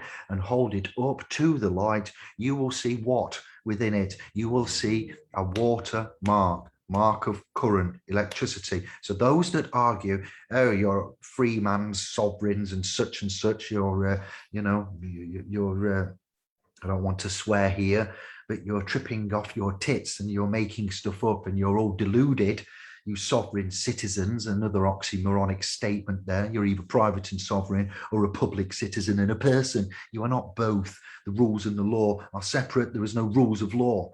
Okay, so the financial instrument to identify you, because the birth certificate and certificates with watermarks through them are notified and denoted by that watermark as being a financial security instrument. Capiche? Make sense? Sits down, your legal person, the equitable instrument, the certificate, the equitable asset, the signature. Yes, got that right. It is an investment security, and they have all of the original birth certificates, which are registered at the state level with the Department of Human Resources. Then they go to the Department of Commerce and the federal level, and then to the DTC, Depository Trust Corporation. So we've pretty much got a handle on this in England, and that's not correct for England. And we look at the General Registry Office, and we look at the Registrar General and the generals within the army and the militia. As I said at the beginning of this interjection, this is American given, American USA Incorporated reference that I've never mentioned before. I've had a while, and I thought I'd help you out with giving you this for considerations. That's simply it. So for England and UK, we've pretty much, got this in the bag. I continue on. Judges and lawyers don't understand commercial law. They do not teach commercial law at law school. They have a special school for them, and it's on a need to know, secret, cosmic level, Templar, degree, Masonic, secret club, institution, need to know basis. The law always assumes that one knows, since you were doing this since you were 18 until since you were born until you reach the age of majority, the major, the age of majority, or of accountability, accountable for your actions, accounts, finance.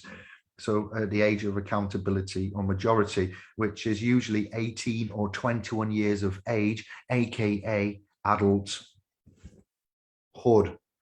Beware of the hoods and certain hoods that come with that. If you're holding yourself out and you using commercial paper on daily basis, that legal definition, personhood, that legal definition makes you an expert, or you wouldn't be using it. So they presume that when you go into the courtroom, you know all this stuff. The 12 presumptions of the court they will need looking at and rebutting, as we've been mentioning for at least 6 years now. They have to give you an out, a remedy. Otherwise, they're in trouble internationally.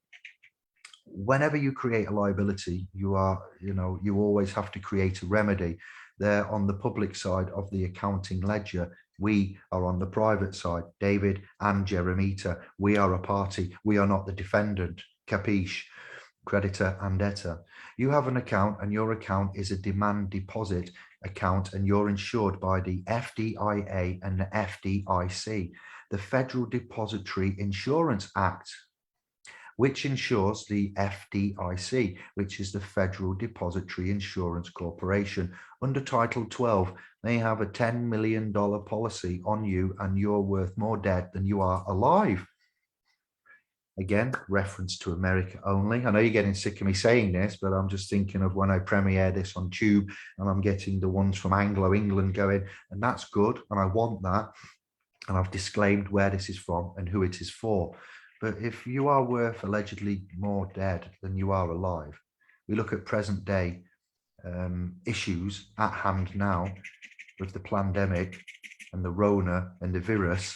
We just ponder on that a moment, okay? What happened 24 months ago with the government's mismanagement of this alleged health crisis with the virus and COVID. Just leave that interjected in there. All tradable securities must be assigned a CUSIP number before it can be offered to investors. Birth certificates and social security applications are converted into government securities, assigned a CUSIP number, grouped into lots, and are marketed as mutual fund investment. Upon maturity, how long is maturity? That's got so many years to it and so forth. There is rules to the game there. How long does it take for a bond to mature? Come on, scribes, let me hear you. The profits are moved into a government Sesta K trust. So there's a Sesta K and there's a Sesta KV. Keep them separate. Look at what they are. Stick with us and all shall be explained. And if you are still alive, the certified documents are then reinvested. It is the funds contained in this CQ trust that the judge, clerk, county prosecutor are really after or interested in. This trust actually pays off all of the debts, but nobody tells you that because the elite consider those assets to be their property, and the central bank's Federal Reserve System is responsible for the management of those investments alongside the Treasury, various IRS, Treasury, because the Treasury will have to report their accounts to the IRS on an annual basis. So there is an underpinning with the Inland Revenue Services, IRS, Treasury. You see where we're going there. So even though it's American, this helped us correlate and look and research into certain things, financial terms, banks and securities and bondsmen and instruments and vehicles and money and debt and credit, bankruptcy, etc. Social Security, SSI, SSD, Medicare, National Health, Medicaid are all financed by the trust. The government makes you pay taxes or charges you taxes, and a portion of our wages supposedly pay for these services, which they can borrow at any time for any reason, since they cannot access the CQ trust to finance their wars or to bail out Wall Street, Bond Street, and their patron corporations. The public is encouraged to purchase all kinds of insurance protection when our trust actually pays for all physical damages, medical costs, new technology, and death benefits. The hype to purchase insurance is a ploy to keep us in poverty and profit off our stupidity, because the Vatican owns the controlling interest in all insurance companies. Oh, Lord. You may receive a monthly statement from a mortgage company, loan company, or utility company, which usually has already been paid by the trust. Almost all of these corporate businesses double dip, double entry, easy for me to say. Double entry bookkeeping, double dipping, double accounting, and hope that you have been conditioned well enough by their credit scams to pay them a second time. Instead of paying that statement next time, sign it, approved, and mail it back to them. Food for thought, isn't it? If research Professor Richard Werner, have a look on YouTube for RT News, Renegade Inc., and listen up and listen good. We've been promoting him for several years, and it's nice to see others are scraping the information and passing it about and using that as well. It will be included within relevant information that we've given in our recent chat within the Truth Radio on Telegram. Myself, Albert, and Stephen was present to represent for SPLs and ourselves and mankind, private communities, and talk about such things. A 2.5-hour chat, which is available on our private domain and within our Telegram groups right now. So respect and thanks to Truth Radio for that. It's relevant information is included within the video links in the comment after this live stream on SPL's Facebook is finished. You will be getting some more video links in the comments. So if you're on this live or you're on the replay and you've managed to keep up to this point, bless up and thank you. Kudos. Check the comment section and you will find 2 further videos to have a look at and contents to digest. If they then contact you about payment, ask them to send you a true bill instead of a statement of account, and you will be glad to service and effect payment. A statement documents what was due and paid, whereas a true bill represents only what is true. We would also reference the 1882 bills of exchange and international bills of exchange for those that are in America and other such countries that have a central bank regulating their government legal tender and currency at moment, credit system, fiat system. Banks and utility companies have direct access into these Sesta trusts, and all they needed was our name, social security number, and signature. Page 17 of 28. 11 more pages to go, yo. I told you it was big. I don't come on often. When I do, come on, I represent well. I present well. Myself and Kevin are going to make ourselves known, and we're going to get more interactive with you over the next coming weeks via here, splspro Facebook, via our Telegram groups, public and private, via Indi Glow account on YouTube and our private domain. So now I'm going to give you further information on ecclesiastical papal trusts. We're going to go through some history. The first proclaimed trust of the New World, Unam Sanctum, the Bulla Papilla, the Romanus Pontifex, Unum Sanctum, 1302, is one of the most frightening documents of history and one of the most quoted as the primary document of the popes claiming their global power. It is an express trust deed. Those of you on our equity and trust course and looking at trusts and types of trusts and the languages and terminology used within trusts, then this has already been given to them. They've had it some weeks and if not months, and we've had this information some years, and it's about time we repeated it again in its entirety in relation to the subject matter that is at hand. The last line reads, of Unum Sanctum. Furthermore, we declare, we proclaim, we define that it is absolutely necessary for salvation that every human creature be subject to the Roman Pontiff. It is not only the first trust deed in history, well, alleged history, it's not actually true with regards to the church in this area, in this jurisdiction, within this realm, it is true. But overall, I'd argue that there was previous trust deeds that history has deleted and chosen to forget. But it is not only the first trust deed in Vatican history, Catholic history, but is the largest trust ever conceived, as it claims the whole planet and everything on it conveyed on trust. So when we talk about Seta K and Seta KVs, here we go. Triple Crown of Baal, aka the Papal Tiara and Tyrignum, Triple Crown of Baal. You've got Baalbek, you've got Basel, the International Bank of Settlements, which is in Basel, as I used to pronounce it, Baalbek. History again, Steiner, Blavatsky, Goddard. I could go into this for a lot of, but I won't. The Triple Crown of Baal, aka Papal Tiara and Tririgum.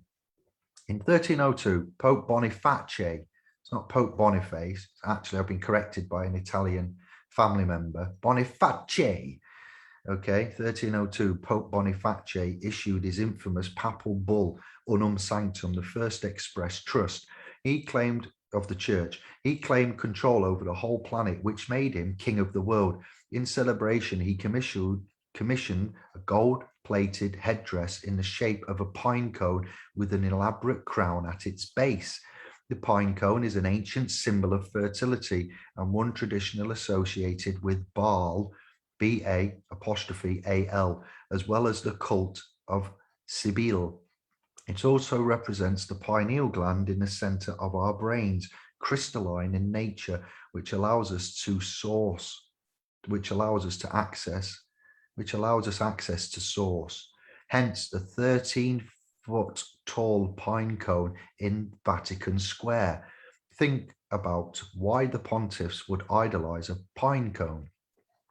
The first crown of the land, Pope Boniface VIII, was the first leader in history to create the concept of a ecclesiastical trust, but the first testamentary trust through the deed and will, creating a deceased estate, was created by Pope Nicholas IV in 1455 through the papal bull Romanus Pontifex.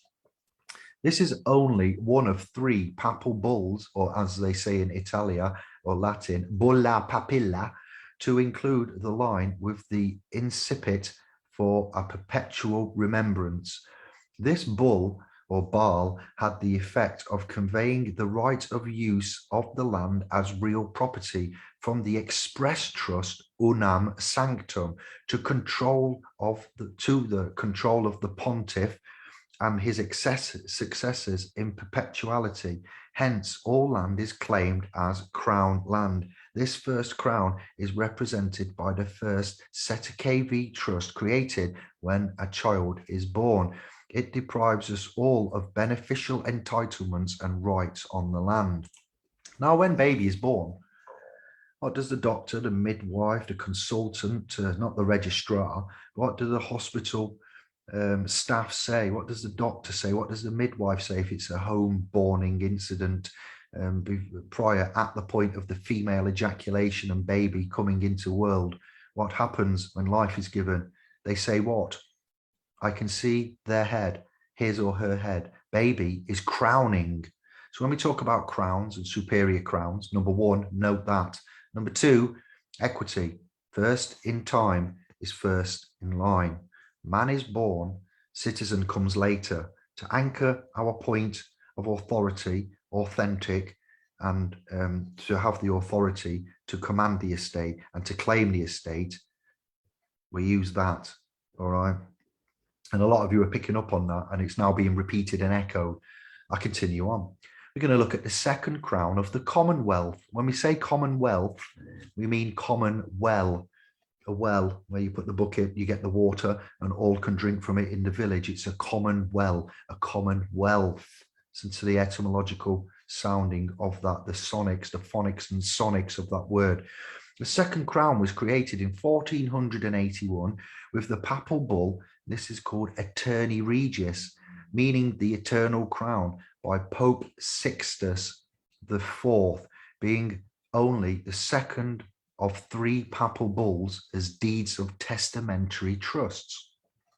This bulla papilla created the crown of Aragon, later known as the crown of Spain, and is the highest sovereign and highest steward of all Roman slaves, subject to the rule of the Roman pontiff, the Romanus Pontifex. Spain lost the crown in 1604 when it was granted to whom? Whom was it granted to?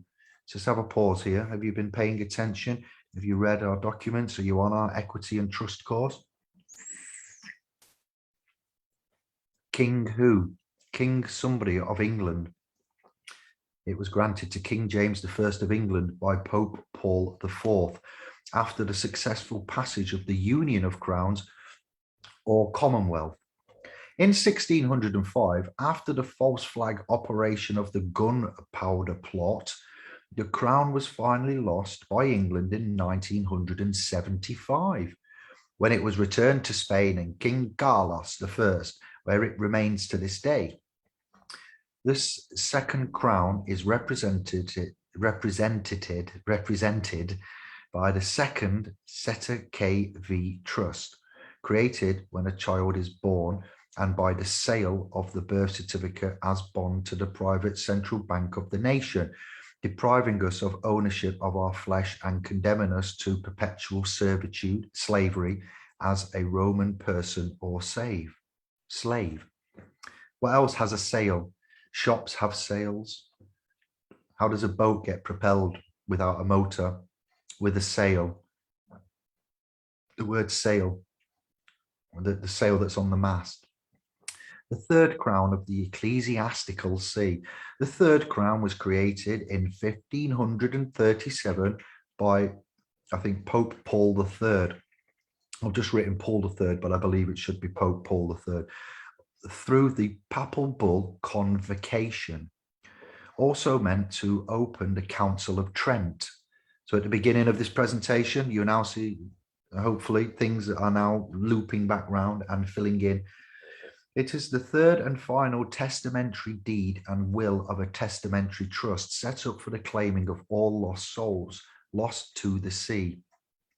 S-E-A, David, not S-E-E. The Venetians assisted in the creation of the first Sette Act of 1540. To use this papal bull as the basis of the ecclesiastical authority of Henry VIII, this crown was secretly granted to England in the collection and reaping of the lost souls.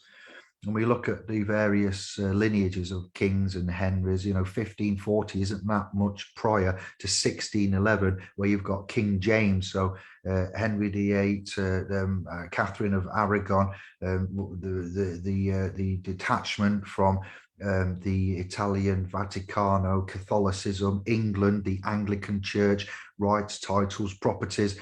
I'm paraphrasing, but we can fill in. There's a lot of gaps in here to fill in as well. The papal bull annulling the Magna Carta and the subsequent reissues and attempts of Magna Cartas and kings and independence and authority. And, there's a lot of historical content that we filled in that I can't do now, which is going to be put into this. Those that know, and feel free to get typing and, The crown was lost in 1816 due to the deliberate bankruptcy of England and granted to the Templar London Law Society, known as the IBA, the International Barristers Association, or British Accreditation Registry, which became known as the Crown Bar, or simply the Crown.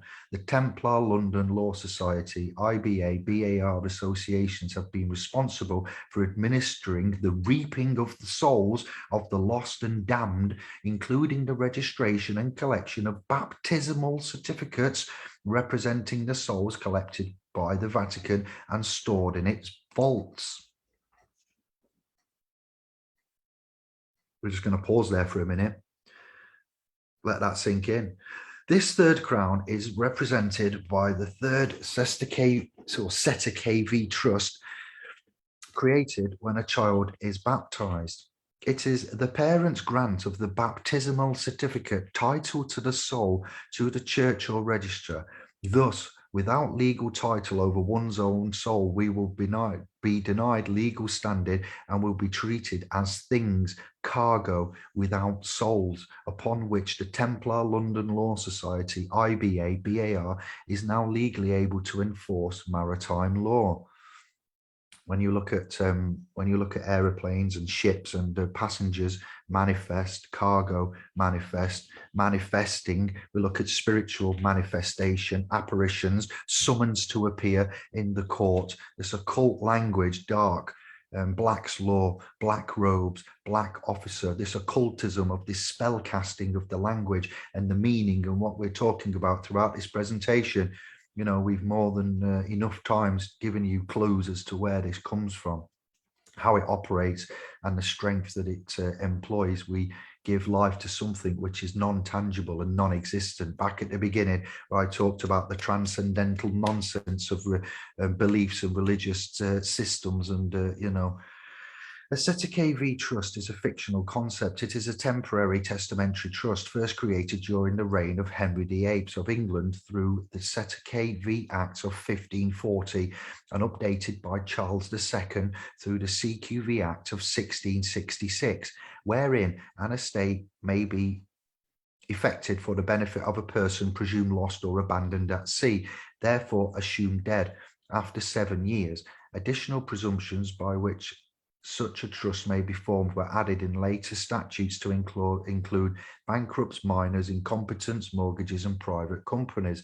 The original purpose of a CQV trust was to form a temporary estate for the benefit of another because some event, state or affairs or condition prevented them from claiming their status as living, competent and present before a competent authority.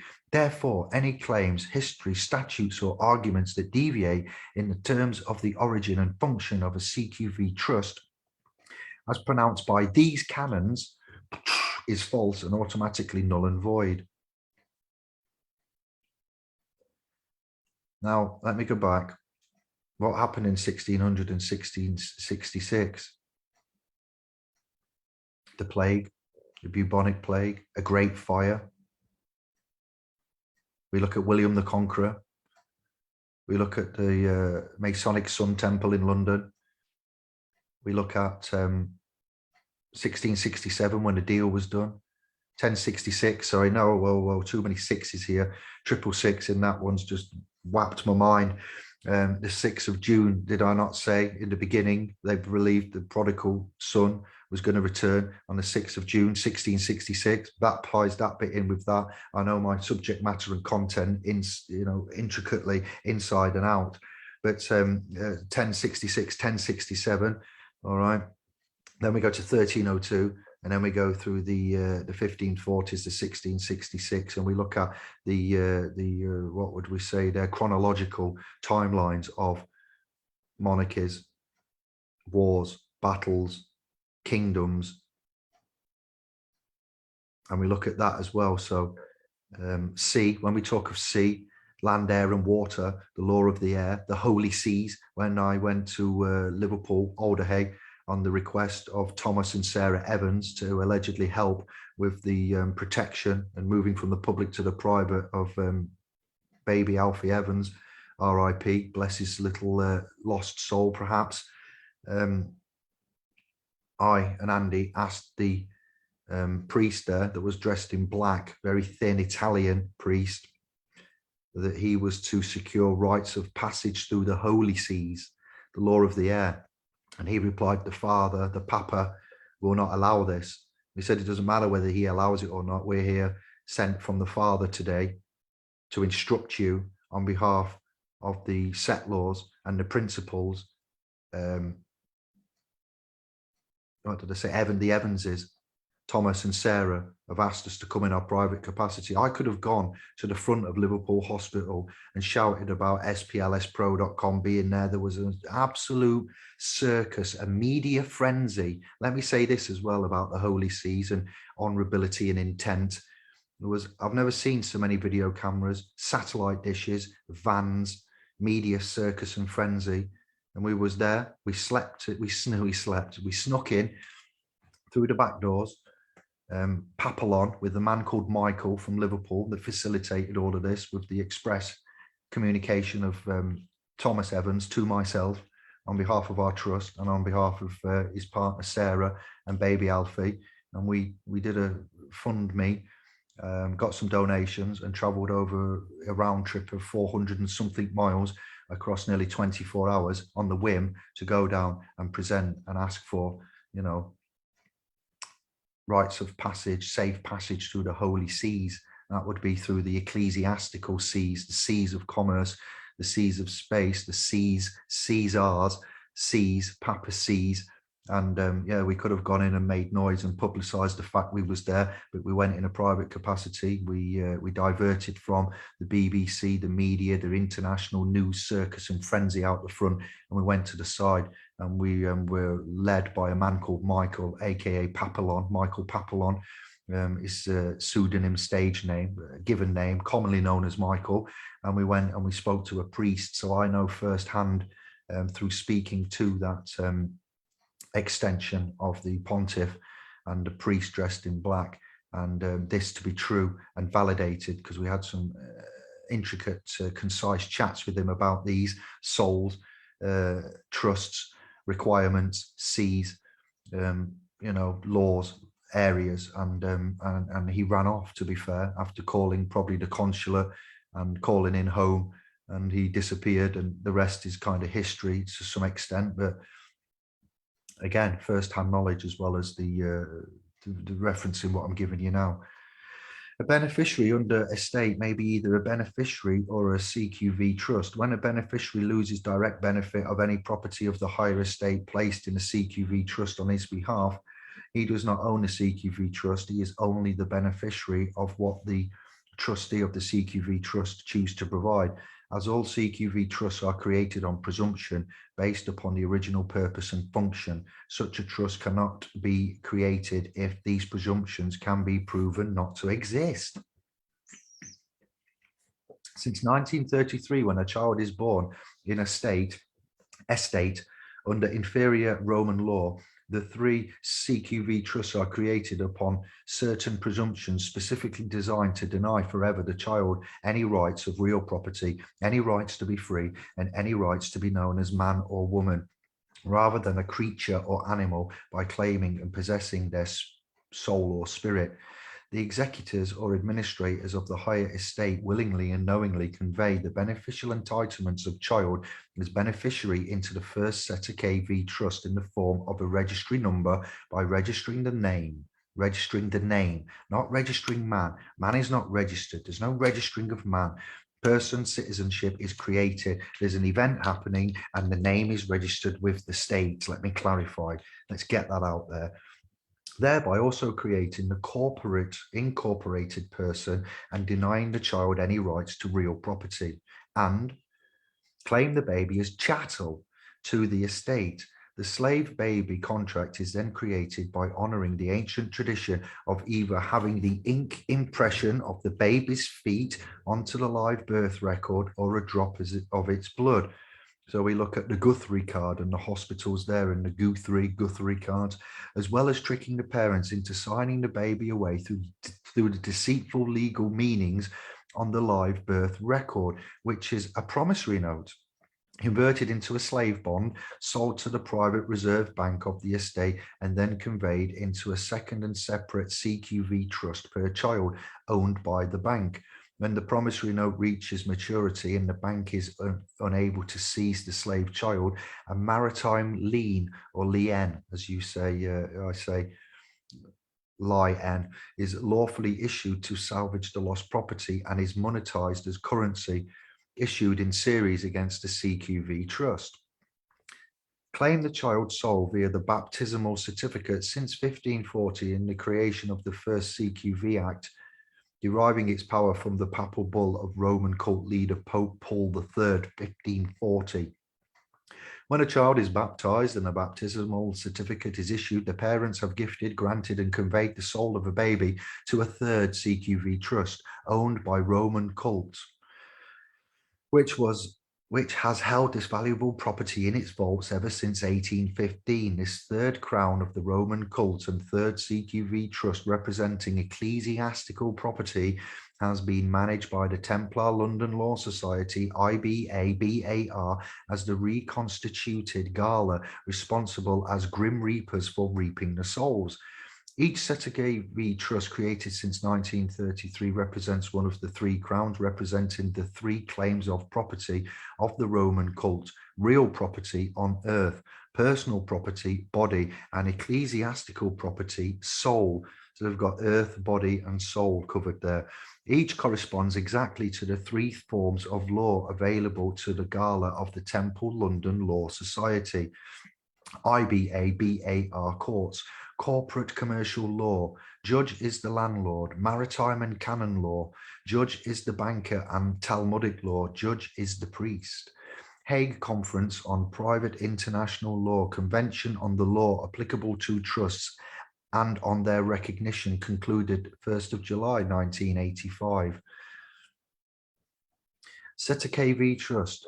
A Seta KV Trust is also known by several other pseudonyms, such as term of life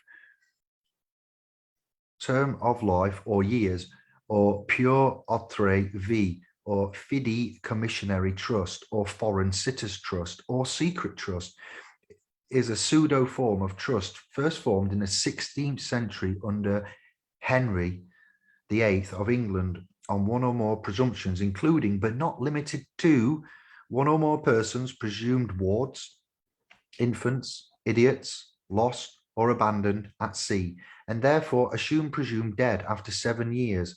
Additional presumptions by which such a trust may be legally formed were added in later statutes to include bankruptcy, incapacity, mortgages, and private companies.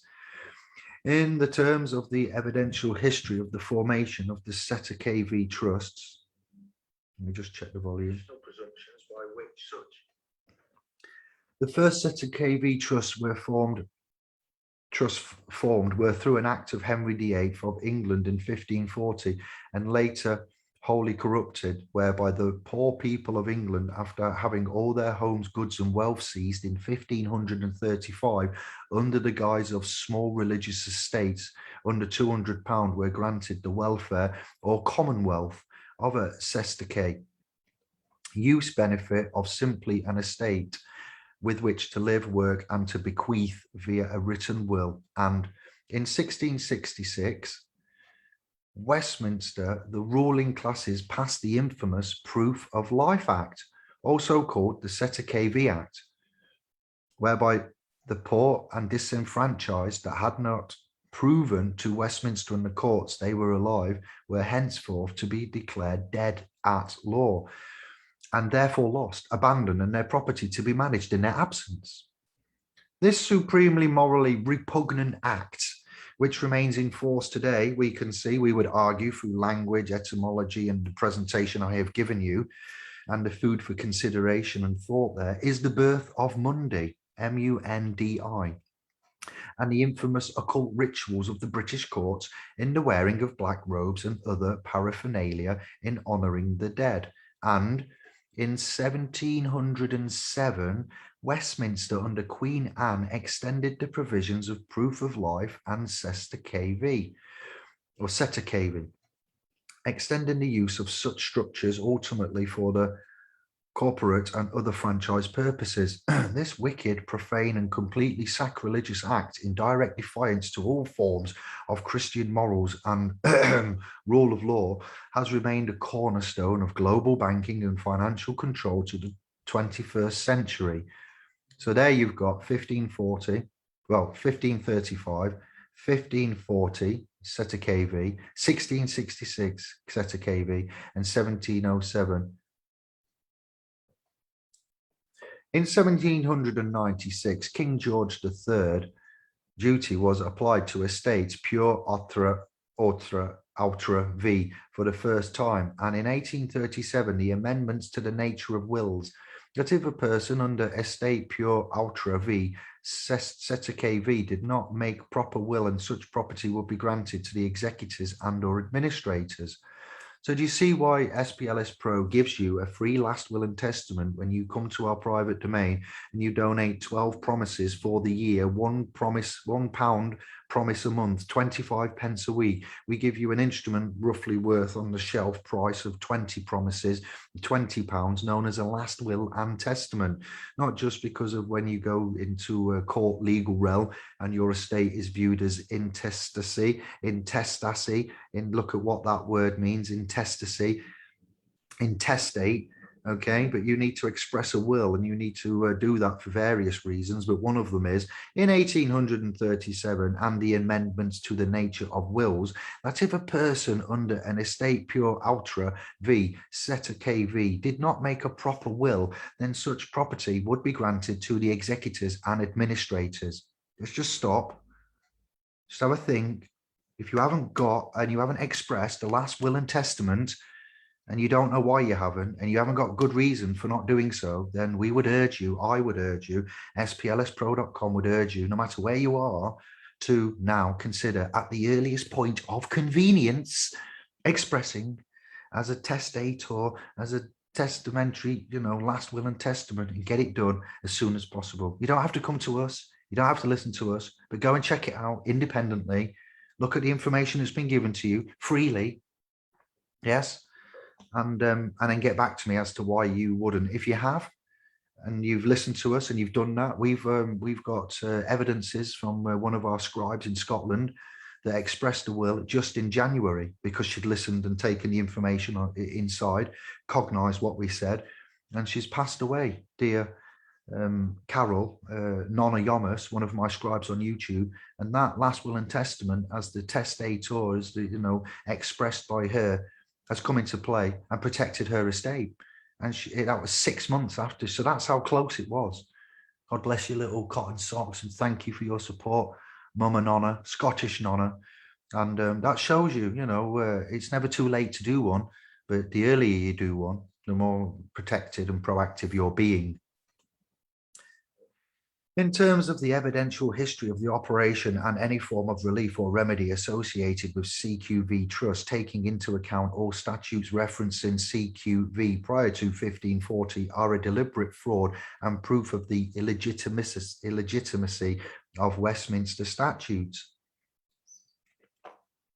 The first act outlining CQV Trust is deliberately hidden under the claimed statutes of the reign of King Richard III. What? Yes, in 1483, whereby the act, still in force, states that all conveyances, now conveyances aren't just motor cars and vehicles, they are paper conveyances, special purpose vehicles. Vehicles are not just motorized pleasure crafts and propulsion systems. Conveyances are also 2D paper fictional formats and deeds, all right? So states that all conveyances and transfers and use of property is good, even though a purchaser may be unaware it is effectively under Setake use, subject to a CQV trust. The Act also gives a vague and challenging path of relief that if one is of complete mind, not an infant. Where do we find infants? Infantry in the army, bullet catchers, first line of defense, ungodly, unholy warfare and warship. Not an infant and not under financial duress, then any property under CQV trust is rightfully theirs for use. And the second act outlining CQV Trust is deliberately hidden under the reign of Henry VII in 1488, didn't you know? Yes, you do. Permitted lords to render any attempt by people classed as wards to demonstrate their freedom useless, and that such lords may use writs and other devices to force such people back to being compliant wards. The wardens can do this. Poor slaves. Who do you have in a prison that controls and monitors the inmates? The warden. Yes, poor slaves. The only remedy under this act was if a ward demonstrated the waste of the Lord as to the property and energy seized from the poor, ignorant slaves. So you have wards in hospitals, wards of the state, wardens, all right, a neighborhood warden. The third act outlining the operation of the Setake V, only hidden this time as an estate pure ultra V, was in 1741, under whereby one who was knowledgeable of the Setake V slavery system could between the ages of 18 to 20 seek to recover such property under CQV and cease to be a slave. However, the same act made law that after 20 years, the remedy for such recovery was no longer available. Bullshit. Despite the fact that the existence of CQV Trust is denied and Westminster and banks are swore to lie, obstruct, hide, and all cost of the existence of the foundations of the global banking slavery. In terms of essence, in terms of essential elements concerning CQV Trust, a CQV Trust may only exist for 70 years, being the traditional accepted life expectancy of the estate, and a beneficiary under estate may be a beneficiary or CQV trust when a beneficiary loses direct benefits of any property of the higher estate placed in CQV trust on their behalf. They do not own the CQV trust and are only the beneficiary of what the trustees of the CQV trust choose to provide them. And the original purpose and function of a CQV trust was to form a temporary estate for the benefit of another, because some event, state of affairs or condition prevented them from claiming their status as living, competent and present before a competent authority. Therefore, any claims history, statutes, or arguments that deviate in terms of the origin and function of a CQV trust as pronounced by these canons is false and automatically null and void. The trust corpus created by a CQV is also known as the estate from two Latin words, e statio, meaning by virtue of decree, statute, or judgment. However, as the estate is held in temporary, not permanent trust, a corporate person as beneficiary is entitled only to equitable title and the use of property rather than legal title and therefore ownership of the property. The corporation, also known as body corporate estate and trust corpus of a CQV trust, possesses valid legal personality. Person as beneficiary is entitled to equitable title. Yeah, we need to look at legal title and equitable title, split title, co-beneficiary of the public legal trust, commercial trust, because beneficiary equity regards the beneficiary as the true owner. Trustee only has legal possessory titles. Beneficiary has the equitable title. The settlor hands over the titles and remains, you know, in a different position within private trusts and so forth. This is exclusively applicable to this area here. This isn't trust law fundamental outlines of. The property of any estate created through a temporary testamentary trust may be regarded under CQV use by the corporate person, even if another name or description is used to define the type of trust or use. Therefore, CQ use is not a person, but a right, and therefore a form of property. In 1534, prior to the first CQV Act of 1540, Henry VIII declared the first CQV type estate with the Act of Supremacy, which created the Crown Estate. In 1604, 70 years later, James I of England modified the estate, listen to the years and the time there, as the Crown Union of Crowns.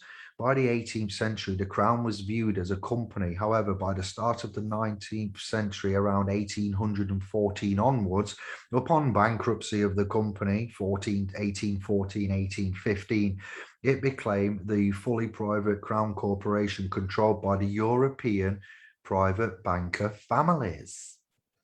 Since 1581, there has been a second series of CQV estates concerning the property of persons and rights which migrated to the United States for administration, including in 1651, the Act for Settlement of Ireland, 1651 to 52, which introduced the concept of settlements. Now, man settles, pioneers settles, finances are settled. That will matter is settled. Settlement is a word and terminology which is broadly used in many different contexts. But in this terminology, in 1651, the Act for the Settlement of Ireland, which introduced the concept of settlements, enemies of the state, and restrictions of movement in states of emergency, and in 1861, the Emergency Powers Act, and in 1931, the Emergency Relief and Construction Act, and in 2001, the Patriot Act. Since 1591, there has been a third series of CQV estates concerning the property of sole and ecclesiastical rights, which migrated into the United States for administration, including in 1661, the Act of Settlement, 1871, the District of Columbia Act, in 1941, the Lend-Lease Act. What a presentation this is. This is proper full bore. We are, I don't know how many hours into this now, but splspro, Man David, our administrators, Kevin and I are proud to present this, this information for your consideration in its entirety, with substance, over the form. And we shall continue to expand upon this as we are doing in the private, publicly. Questions and comments in the Facebook video comment section, within the YouTube video comment section when I premiere it on YouTube, and within our Telegram groups and splspro.com. By 1815, and the bankruptcy of the Crown and Bank of England by the Rothschilds, for the first time, the CQV trusts of the United Kingdom became assets placed in private banks, effectively becoming private trusts, or fide commissionary trusts, fide commissionary trusts, administered by commissioners, guardians. From 1835 and the Wills Act, these private trusts have been also considered secret trusts whose existence does not need to be divulged. When we look at bankruptcy, we generally go to the 1930s. We look at the Gold Standards Act, the amendment to the Gold Standards Act. And if you watch the video of which is in the description on bills, notes, promissory checks, and that alongside the Lex Mercatoria video, between these three massive, monolithic, mammoth presentations regarding the sleeping giant known as the topic we're on today, then you will see how this is very much provable, real, articulate, and in the annals of history, irrefutable, unequivocally true, and to our knowledge, provable and articulated through the evidences that we have. So 1815 bankruptcy, if you've never heard of that, then look at that for UK. From 1917 and 1918, with the enactment of the Sedition Act and the Trading with Enemy Act in the United States and through the United Kingdom, the citizens of the Commonwealth and the United States became effectively enemies of the states and aliens. You may have heard the term illegal alien if you haven't been naturalized and swore your oath of allegiance to the flag of Washington, D.C. District Columbia. Aliens, alien, unalienable rights, alien, unalienable, unalienable, lean, aliens, again, words, massive. Plan ET, planet, ET, extraterrestrial, planet, planet, plan ET. Too many words. And so enemies, aliens, which in turn converted the fide commissionary private secret trust to foreign sitters private international trusts. In 1931, the Roman cult, also known as the Vatican, created the Bank for International Settlements in Basel, for the control of claimed property of associated private central banks around the world.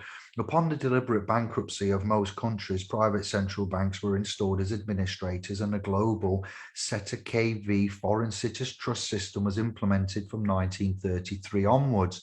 Those of you looking for the remedy with regards to all of this, we are on it, and we can prove how you would look to move to the private, claim your equitable title, equitable relief, equitable interest, stick with splspro, the originators, not the imitators, because we have all of the substance and the information of which to hold these shizens to account and put our claim of right in and get this done in the private and move from the general public yes, war and go over and call the truce of trust and reside upon the sovereign Republic of New Britain, which we have created.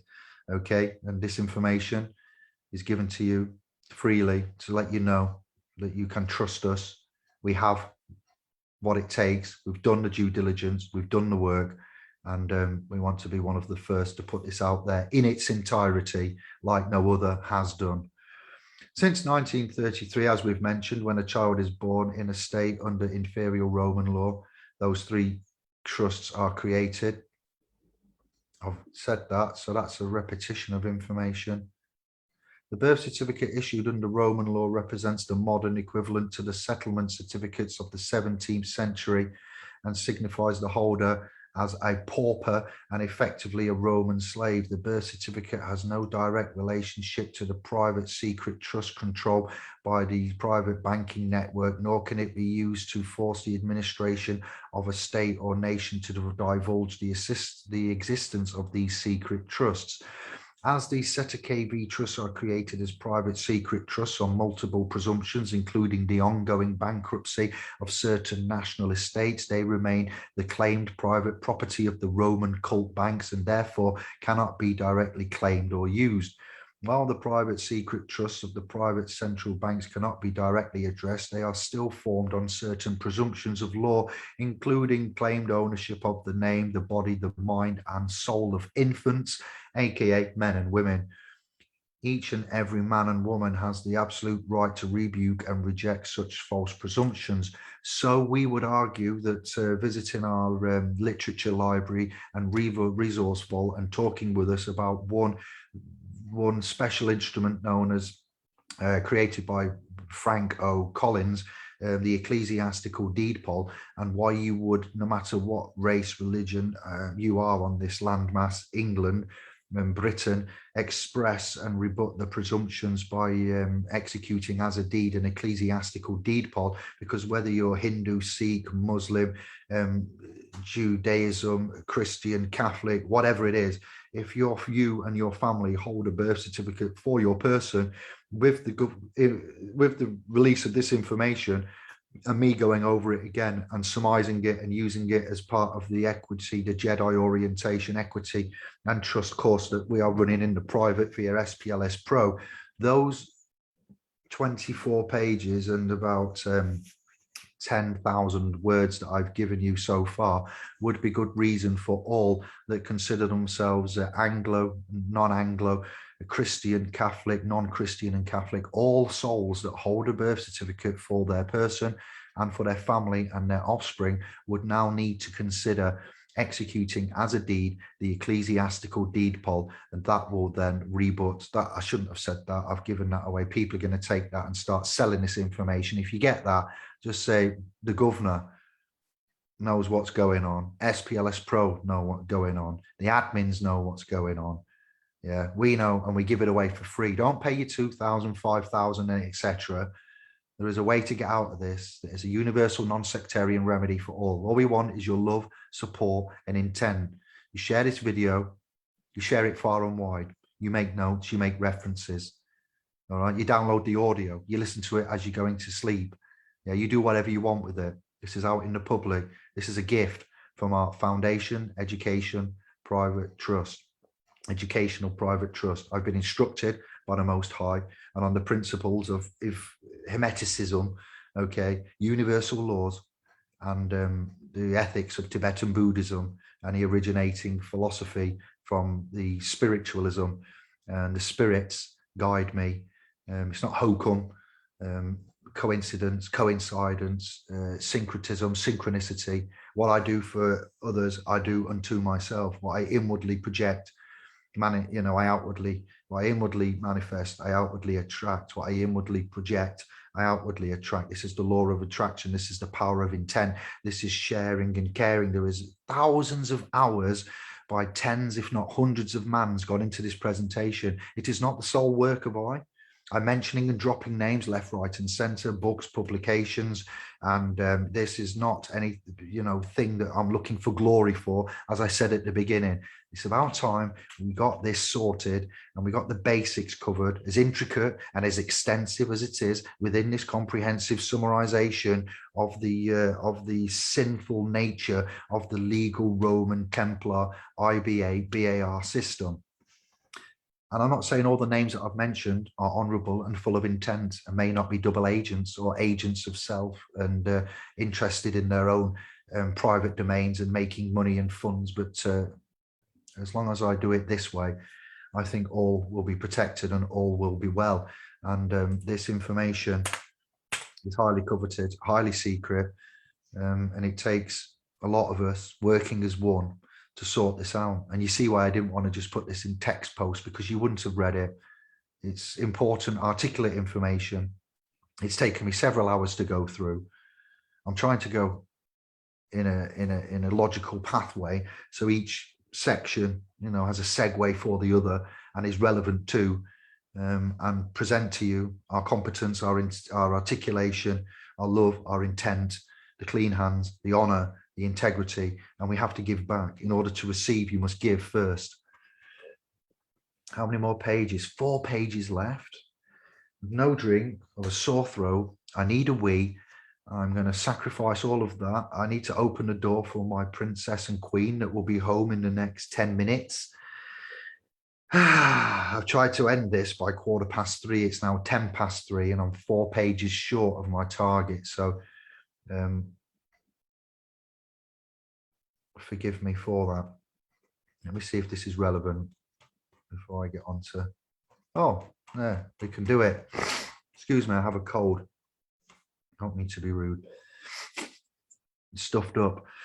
Guilty or not guilty? That is the question. To be or not to be? Do you know what you're actually saying when uttering these words? Many do not think twice when pleading not guilty in a court. However, do you truly understand what this means and the impact it has on the matter at hand? The mere fact that a defendant is attending a court is an admission of guilt, as an unresolved controversy exists and the accuser, e.g. the plaintiff, believes a wrong exists and requires resolution or compensation from the defendant. Hence, by the act of turning up, the defendant is already guilty. The presence of the body, some might say, corrects the error of the name. First of all, what is court? Simply put, you're already in a court when interacting with the opposite party via your paperwork. You're there to make law, contract. Hence, the first court appearance has already been held with the opposite party, and the reason for a court appearance in a county, state, federal court is to adjudicate on the controversy created by the defendant according to the plaintiff. Pleading not guilty. Human rights and certain things say everybody has the right for innocence. The accused has the right to remain silent. You have the right to be considered innocent until the burden of proof, yes, they have to present the material facts of the matter. You don't need to inform on yourself. Anything you do say may be taken down and used in evidence against you in a court of law. Well, I'll keep quiet and I'll leave the burden of proof upon the claimant. I'm innocent. Prove that I'm guilty. Where does the word guilty come from? From canon law. Here, the word guilty originates from the 14th century English Dutch gilde. Chiron last now, stepping into the flow, from 13th century Venetian Italian gilda, meaning guild, payment in gold, debt or fine owed to the guild. The word gilda itself derived from the 8th century Khazarian, Magyar, Hungarian languages, kulta, meaning gold. In the Finnish language today, kulta still means gold and kilta means guild. Now, what does not guilty mean? When a non-guild member of the private bar guild is present in one of the guild buildings dealing with the primary business of the bar being organized global profit from crime jobs, the private bar guild members seek to force either a plea of guilty or not guilty. A plea of guilty in a building controlled by, or a venue, a court, controlled by the private bar guild is equivalent to saying, I will pay. And tacit consent of liability for a debt or fine owed to the guild and his consent to the lawful detainment of the flesh of the accused as surety until the debt or fine is paid. Or a plea of not guilty in a building controlled by the private bar guild is equivalent to saying, I refuse to pay, with the presumption of liability for a debt or fine owed to the guild, but belligerent refusal to pay, therefore permitting the lawful detainment of the flesh of the accused as surety until the debt or fine is paid. In summary, by pleading not guilty, what is being said thus becomes, I am guilty of the charge, as I am here as a defendant, but I'm refusing to pay or resolve the controversy with the plaintiff, thus creating further controversy that gives the adjudicator jurisdiction. It is then a matter for the adjudicator or arbiter to determine how much the defendant must pay based on evidence. Of course, like the casino, some defendants must win in order to keep the stream of clientele, otherwise the casino would go broke. Therefore, the controversy needs to be resolved before the appearance with an adjudicator, as many articles on this topic we have presented suggest and have presented to you. We have discharge charges effectively. We have reset relationships within trusts. We have won and articulated. We have testimony evidence to prove this. Kevin and Graham's work with the DWP and the agencies, my work, my presentations, discharging charges on in a trial at Oxford Magistrates with Brother Thomas there. So this example shows an alternative way to engage with an opposite party in court by giving notice of a private side remedy, making all parties whole. So you're going to argue your case. Do you know why they welcome this approach? Have a think on that. Information and links for Templar London Law Society, IBA BAR information, claim. In the United States, the lawyers, BAR, stands for British Accredited Registry and is part of a property-grabbing conspiracy. Origin. One of the more unusual and complicated theories associated with the sovereign citizen, oxymoron, and tax protester movements is the belief that lawyers who are a member of bar associations in the United States are, in fact, agents of the British Crown and do not have legitimate status in American courts. This theory is partly informed by false but widely reported claims that the word bar in this context is an acronym for British Accreditation Register. Here's how the elaborate and confusing theory is outlined in an anonymously authored essay called Hiding Behind the Bar, which has been republished and shared in tax protester and sovereign citizen circles for more than a decade. During the middle 1600s, the Crown of England established a formal registry in London where barristers' lawyers were ordered by the Crown to be accredited. The establishment of the first International Bar Association allowed barrister lawyers from all nations to be formally recognised and accredited by the only recognised accreditation society. From this, the acronym BAR was established, denoting informally the British Accredited Registry, whose members became a powerful and integral force within the International Bar Association, IBA. Although this has been denied repeatedly as to its existence, the acronym BAR stood for the British Barrister Lawyers who were members of the larger International Barristers Association. Almost every part of this is factually inaccurate. For one thing, the International Bar Association was founded in 1947, not in the 1600s. Secondly, we could find no evidence of the existence of a professional association for lawyers called the British Accredited Registry, either in 2021 or at 2018 to 21 or at any previous time in history. A History of the American Bar, a 1911 book by the Pulitzer Prize-winning legal scholar Charles Warren, contains no mention of any British Accredited Registry or British Accreditation Registry, with accredited and accreditation being used variously in different versions of this conspiracy theory. It would also make little sense for a group of lawyers in the 17th century England to form a group describing itself as British. Great Britain, composed of England, Wales, and Scotland, does not have and has never had a unified court system, instead being separated into two systems, England and Wales and Scotland. In fact, Great Britain itself was not even created until 1707, when the Acts of Union joined the Kingdom of Scotland with the Kingdom of England, which included B.O.E, Wales. But more broadly, this theory offers a confused summary of the history of the bar. In the Middle Ages, lawyers in London established 4 Inns of Court: Lincoln Inn, the Inner Temple of the Middle Temple, and Gray's Inn. These were physical buildings, but more figuratively, they were also the professional associations for lawyers working in the more important English courts. A barrister was a legal expert or advocate who has been called to the bar. This is a metonymic phrase which is rooted in the physical barrier that was present in a courtroom to separate fully qualified lawyers entitled to plead cases before a judge from, roughly speaking, trainee lawyers and members of the public.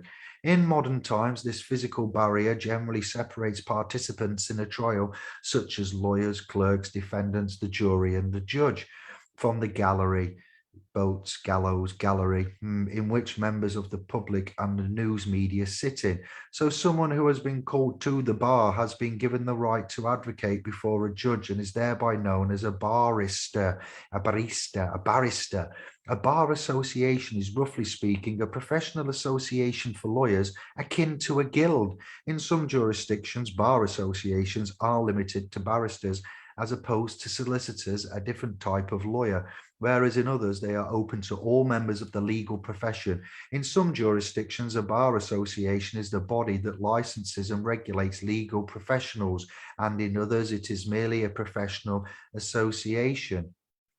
The Bar Conspiracy Theory essay goes on to say, when America was still a chartered group of British colonies under patent Established in what was formerly named the British Crown Territory of New England, the first British accredited registry, BAR, was established in Boston during 1761 to attempt to allow only accredited barristers, lawyers, access to the British courts of New England. This was the first attempt to control who could represent defendants in the court at or within the bar in America. Today, each corporate state in America has its SIC, own bar association, i.e. the Florida bar or the California bar that license government officer attorneys, not lawyers. In reality, the United States courts only allow their officer attorneys to freely enter within the bar while prohibiting those learned of the law, lawyers, to do so. They prevent advocates, lawyers, counsellors, barristers, and solicitors from entering through the outer bar. Only licensed bar attorneys are permitted to freely enter within the bar, separating the people from the bench, because all bar attorneys are officers of the court itself. Does that tell you anything? In 1930 essay published in the Cornell Law Review, page 393, refers to a bar association having been established in Boston in 1761. But remember that a bar association is no more than a kind of guild for lawyers. BAR is not an acronym for British Accredited Registry, because that acronym is a fabrication. As with many sovereign citizen theories, oxymoron, the essay builds on the shaky foundations of an inaccurate account of the history of bar associations in the United States and draws conclusions about the function and legal status of lawyers. Many of these claims are based on the etymology of certain words rather than their modern meaning. For example, the author of the essay referenced the above presents the origins of the word attorney, citing Webster's 1828 dictionary definition as in the feudal law, to turn or transfer homage and service from one lord to another. That essay also proclaims, here's where the whole word games gets really tricky. In each state, every licensed bar attorney calls himself an attorney at law. Look at the definitions above and see for yourself that an attorney at law is nothing more than an attorney, one who transfers allegiance and property to the ruling landowner. That passage is false. Whatever the origins of the word attorney might be, the modern definition of that word is much broader. Merriam-Webster defines an attorney as simply one who is legally appointed to transact business on another's behalf. In common American parlance, attorney is used interchangeably with lawyer. This fixation on word origin leads to something like a game of telephone in the logic of the conspiracy theory, with false conclusions being drawn from inaccurate or incomplete premise. Here's more examples summarized from the essay. Attorneys often give themselves title of esquire.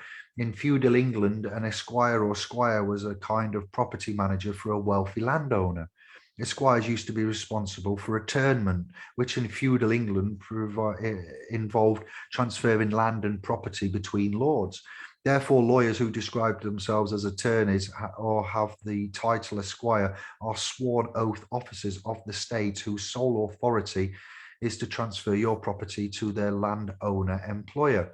The historical origins of the word esquire did have to do with the transfer of property between feudal landowners, but that was hundreds of years ago. William the Conqueror, 1066, hereditament land titles, such things as around then, the Doomsday Book.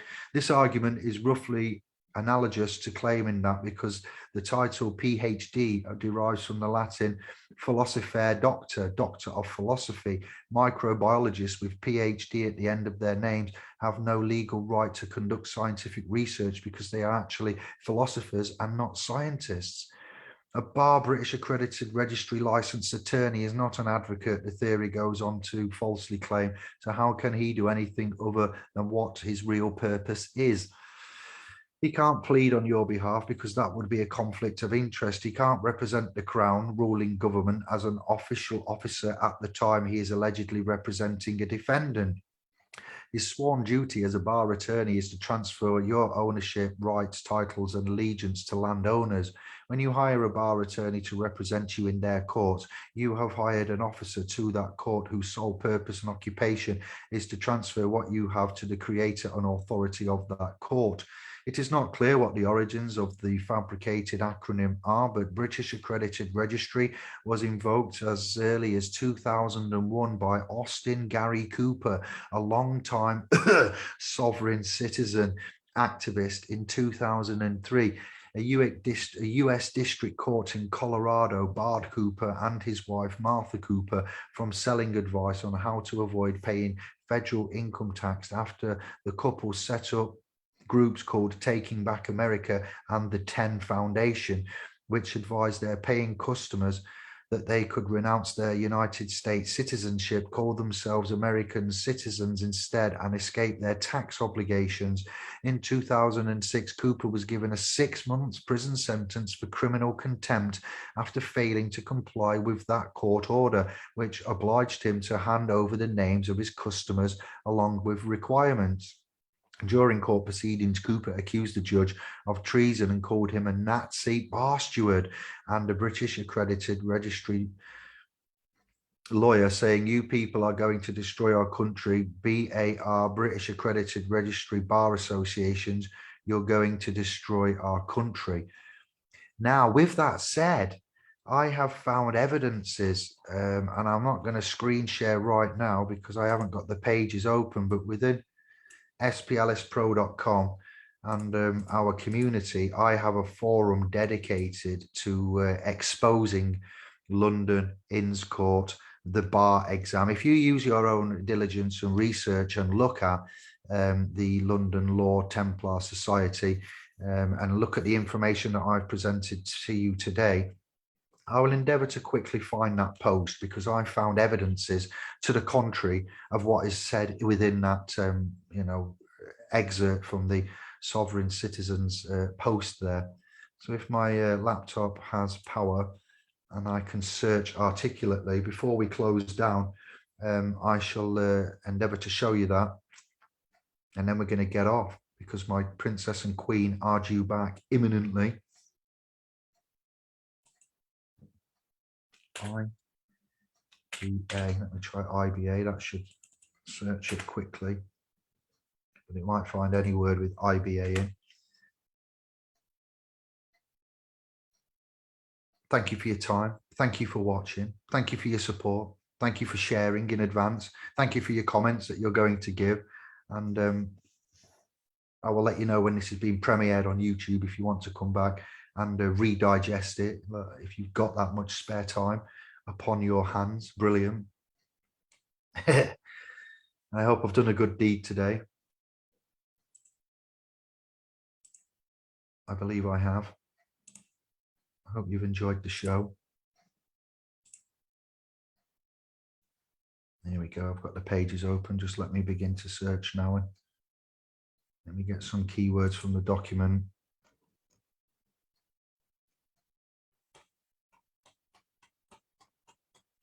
What's happened there? And, I'll just do a big screen share, so you might want to fast forward if you're on the replay.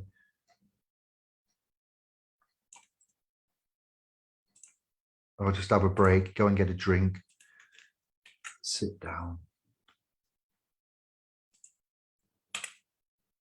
and relax. Enjoy the silence. The brains are going, "Oh, David, Governor, you've really gone and done it now, my son." The cat is out the bag. Searching now. Bear with me. All shall be revealed.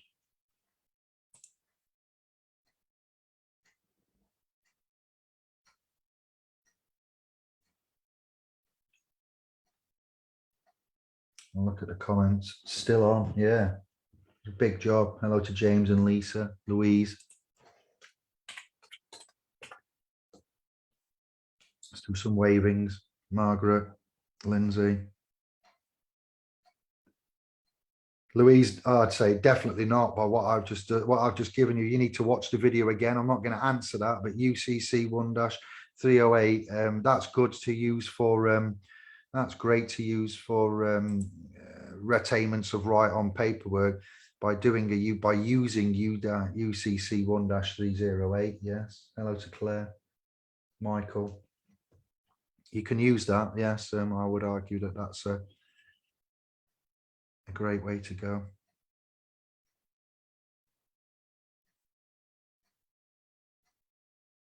All right.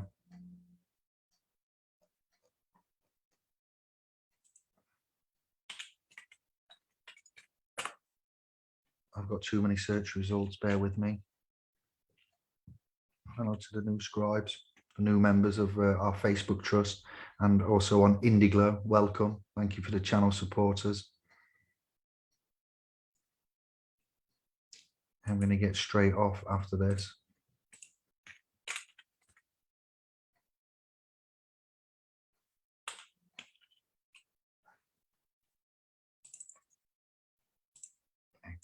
Ready. Something's happening with my internet. It's exceedingly slow.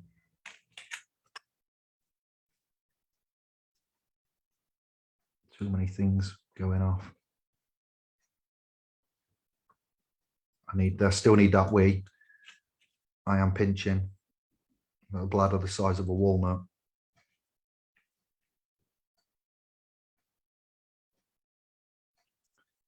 It appears my search functions are not working. I'm gonna have to do this another way. I'm gonna have to do a manual search, but it is worthy of staying on for and having a look. Just do it this way, going into the forum themselves.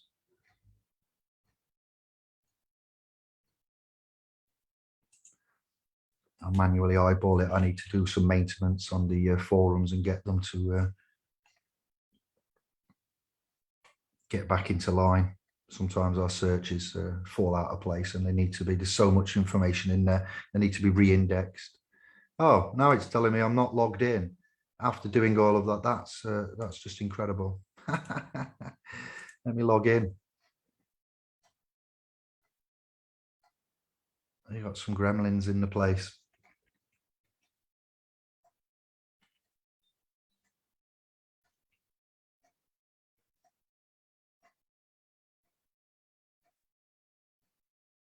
Here we go.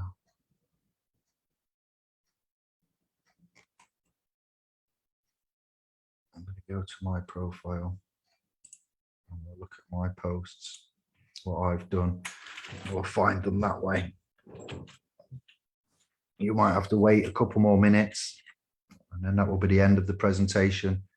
Like I say, fast forward till you skip along till you see me screen sharing, and then you will get the information regarding this. But I have got slow internet and I've got a lot to look through, so patience is indeed virtue.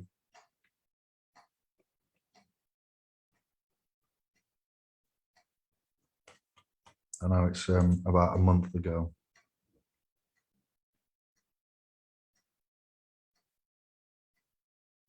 So just, yeah, bear with.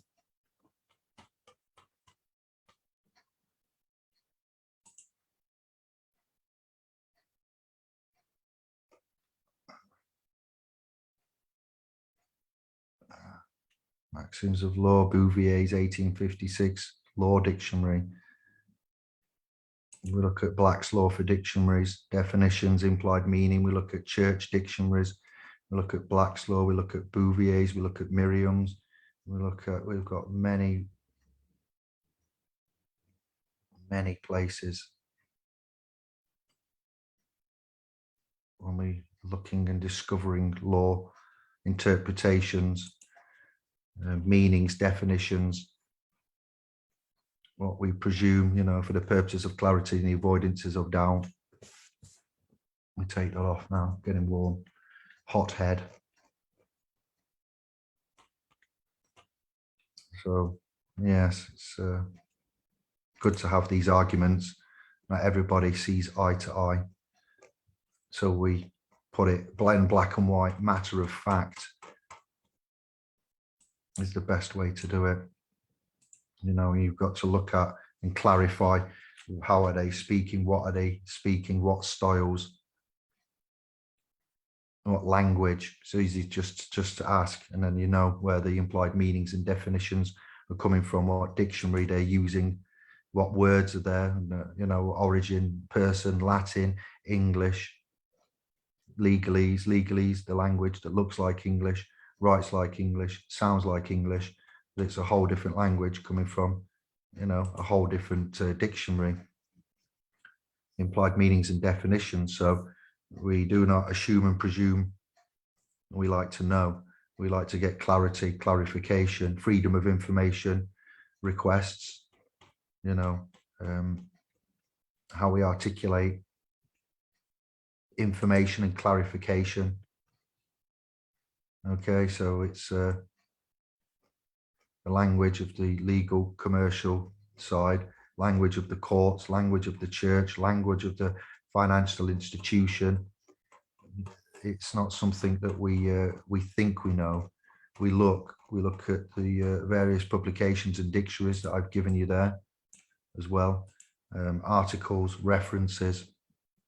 We ask for clarification. We go to the government's own sites. We ask officers and troopers. We get them to confirm. We ask officers that are writing to us, conditional acceptances, proof of claim, proof of authority. We point out what language we are using, commanding, interpretation acts.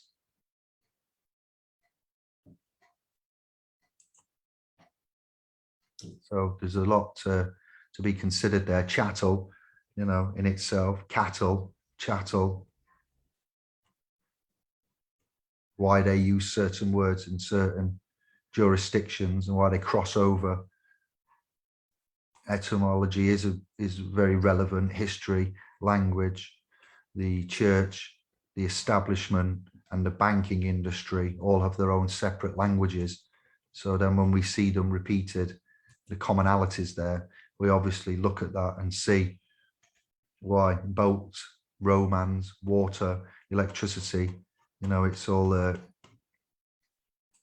relevant and food for thought. Some would argue, and they'd like to say, but then why wouldn't we? Capital, styles, ancient Latin, dog Latin, pig Latin. Why would they have such styles, languages, and interpretations? It's not by chance. It's not by coincidence. It's designed. It's a system, and it's to deceive. Very much so.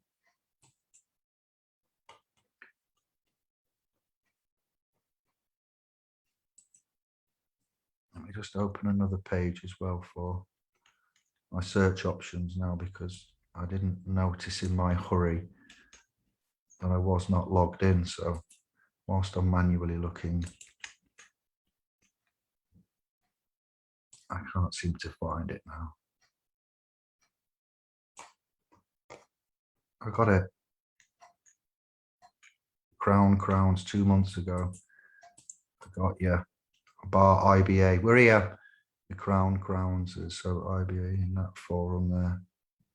BAR IBA in the forum, the crowns. We're off.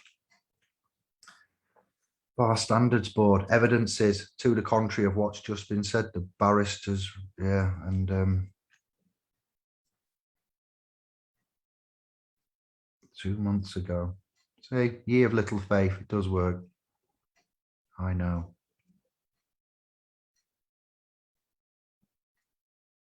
Incredibly slow today. What's watching? What you doing? I'm doing housework, listening. Hello, Sister Claire. I'll speak to you very, very shortly. I can't see all the comments. I can only see a few.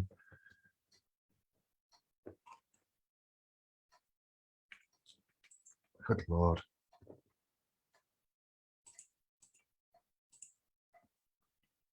Close some pages down.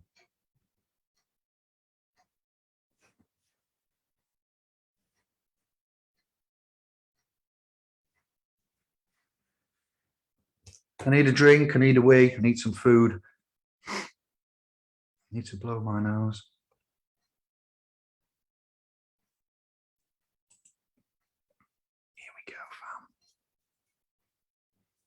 And like you'll see, I will share this screen now, but I can't share everything because we're a private domain, so I can only share what I've done. These are all by me. City of London Corporation, Master of the Rolls. Right. Bespoke forums with certain topics in that we can then explore, which stays there, unlike Facebook where the feed rolls down and you've got the files and documents for reference. Here we've got things that are, just see who's in here. It's all me, I do believe. Right, let's go to screen share. Then we've done. We have finished. Keep going to press Telegram instead of Zoom because they're both blue. Screen share. Thank you very much. One position. Share screen. This one. Sure. We're on. Let's go to the top. It's called Bar IBA in the forum, the crowns. So I've got all of this. I want you to have a consideration. That's what I've just read out. lawsociety.org.uk, address 113 Chancery Lane, London. I found that. So London Knights Templar, London Province of Knights Templar, londonKnightsTemplar.com. All right, and that's got welcome. I wish you a warm welcome to the website for the London Province of the United Religious, Military and Masonic Orders of the Temple and of St. John of Jerusalem, Palestine, Rhodes and Malta in England and Wales and provinces overseas, or as it is more simply known, the Knights Templar. Like Freemasonry, the order has a number of provinces across the country, the province of London. So if you look for LondonKnightsTemplar.com, go and read that for yourself. The Temple Church, London. The Temple Church remains for the moment closed to the public. All right. Those living, working in the temple chambers wish to enter the church for private prayer. This may be done Monday to Friday, 12 till 2. Please contact the Vergner on, there's his number, to arrange access. Our number one priority is the safety and well-being of our congregation and colleagues, thetemplechurch.com. Check it out. The Temple Church, Inner London. Religious site, website, address 1 Inner Temple Lane, London. All right, EC4Y1AF. Masonic Sun Temple.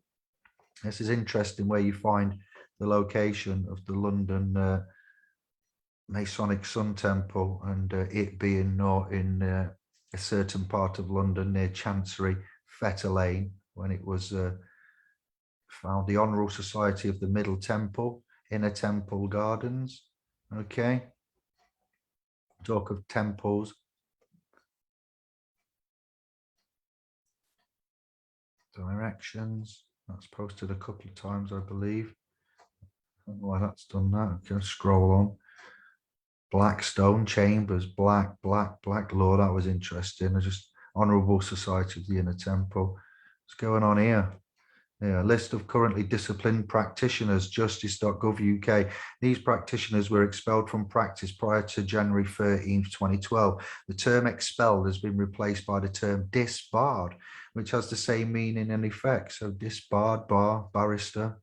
Interesting post. The Bar Standards Board, look at that, www.barstandardboard.org.uk. barristers record, the barristers register. So they have a bar, they have a bar exam, they have a barristers register,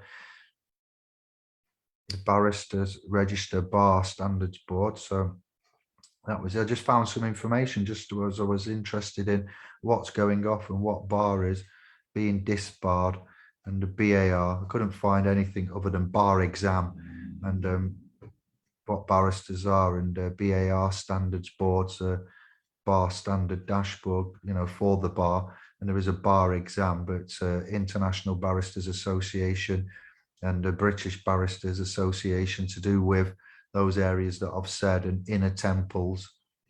Lamb chambers, arbitration chambers, lamb, like lambs to the slaughter. I don't know why that's posted so many times. the Honourable Society of the Middle Temple. Have a look in London, get some maps up, have a look at where everything is and the location of it, and the King's Colleges, the temple, the names of the streets, the London Knights Templar, still all relevant, real, can prove most of what we say, why we think that. So amongst everything else I've given you, so I'm going to say thank you, good night, good day, good evening, no matter where you are, what time it is, good all, and thank you. Hope this has been informative, entertaining and beneficial. That's my princess. We shall exit there and say good night, God bless. Ciao bello.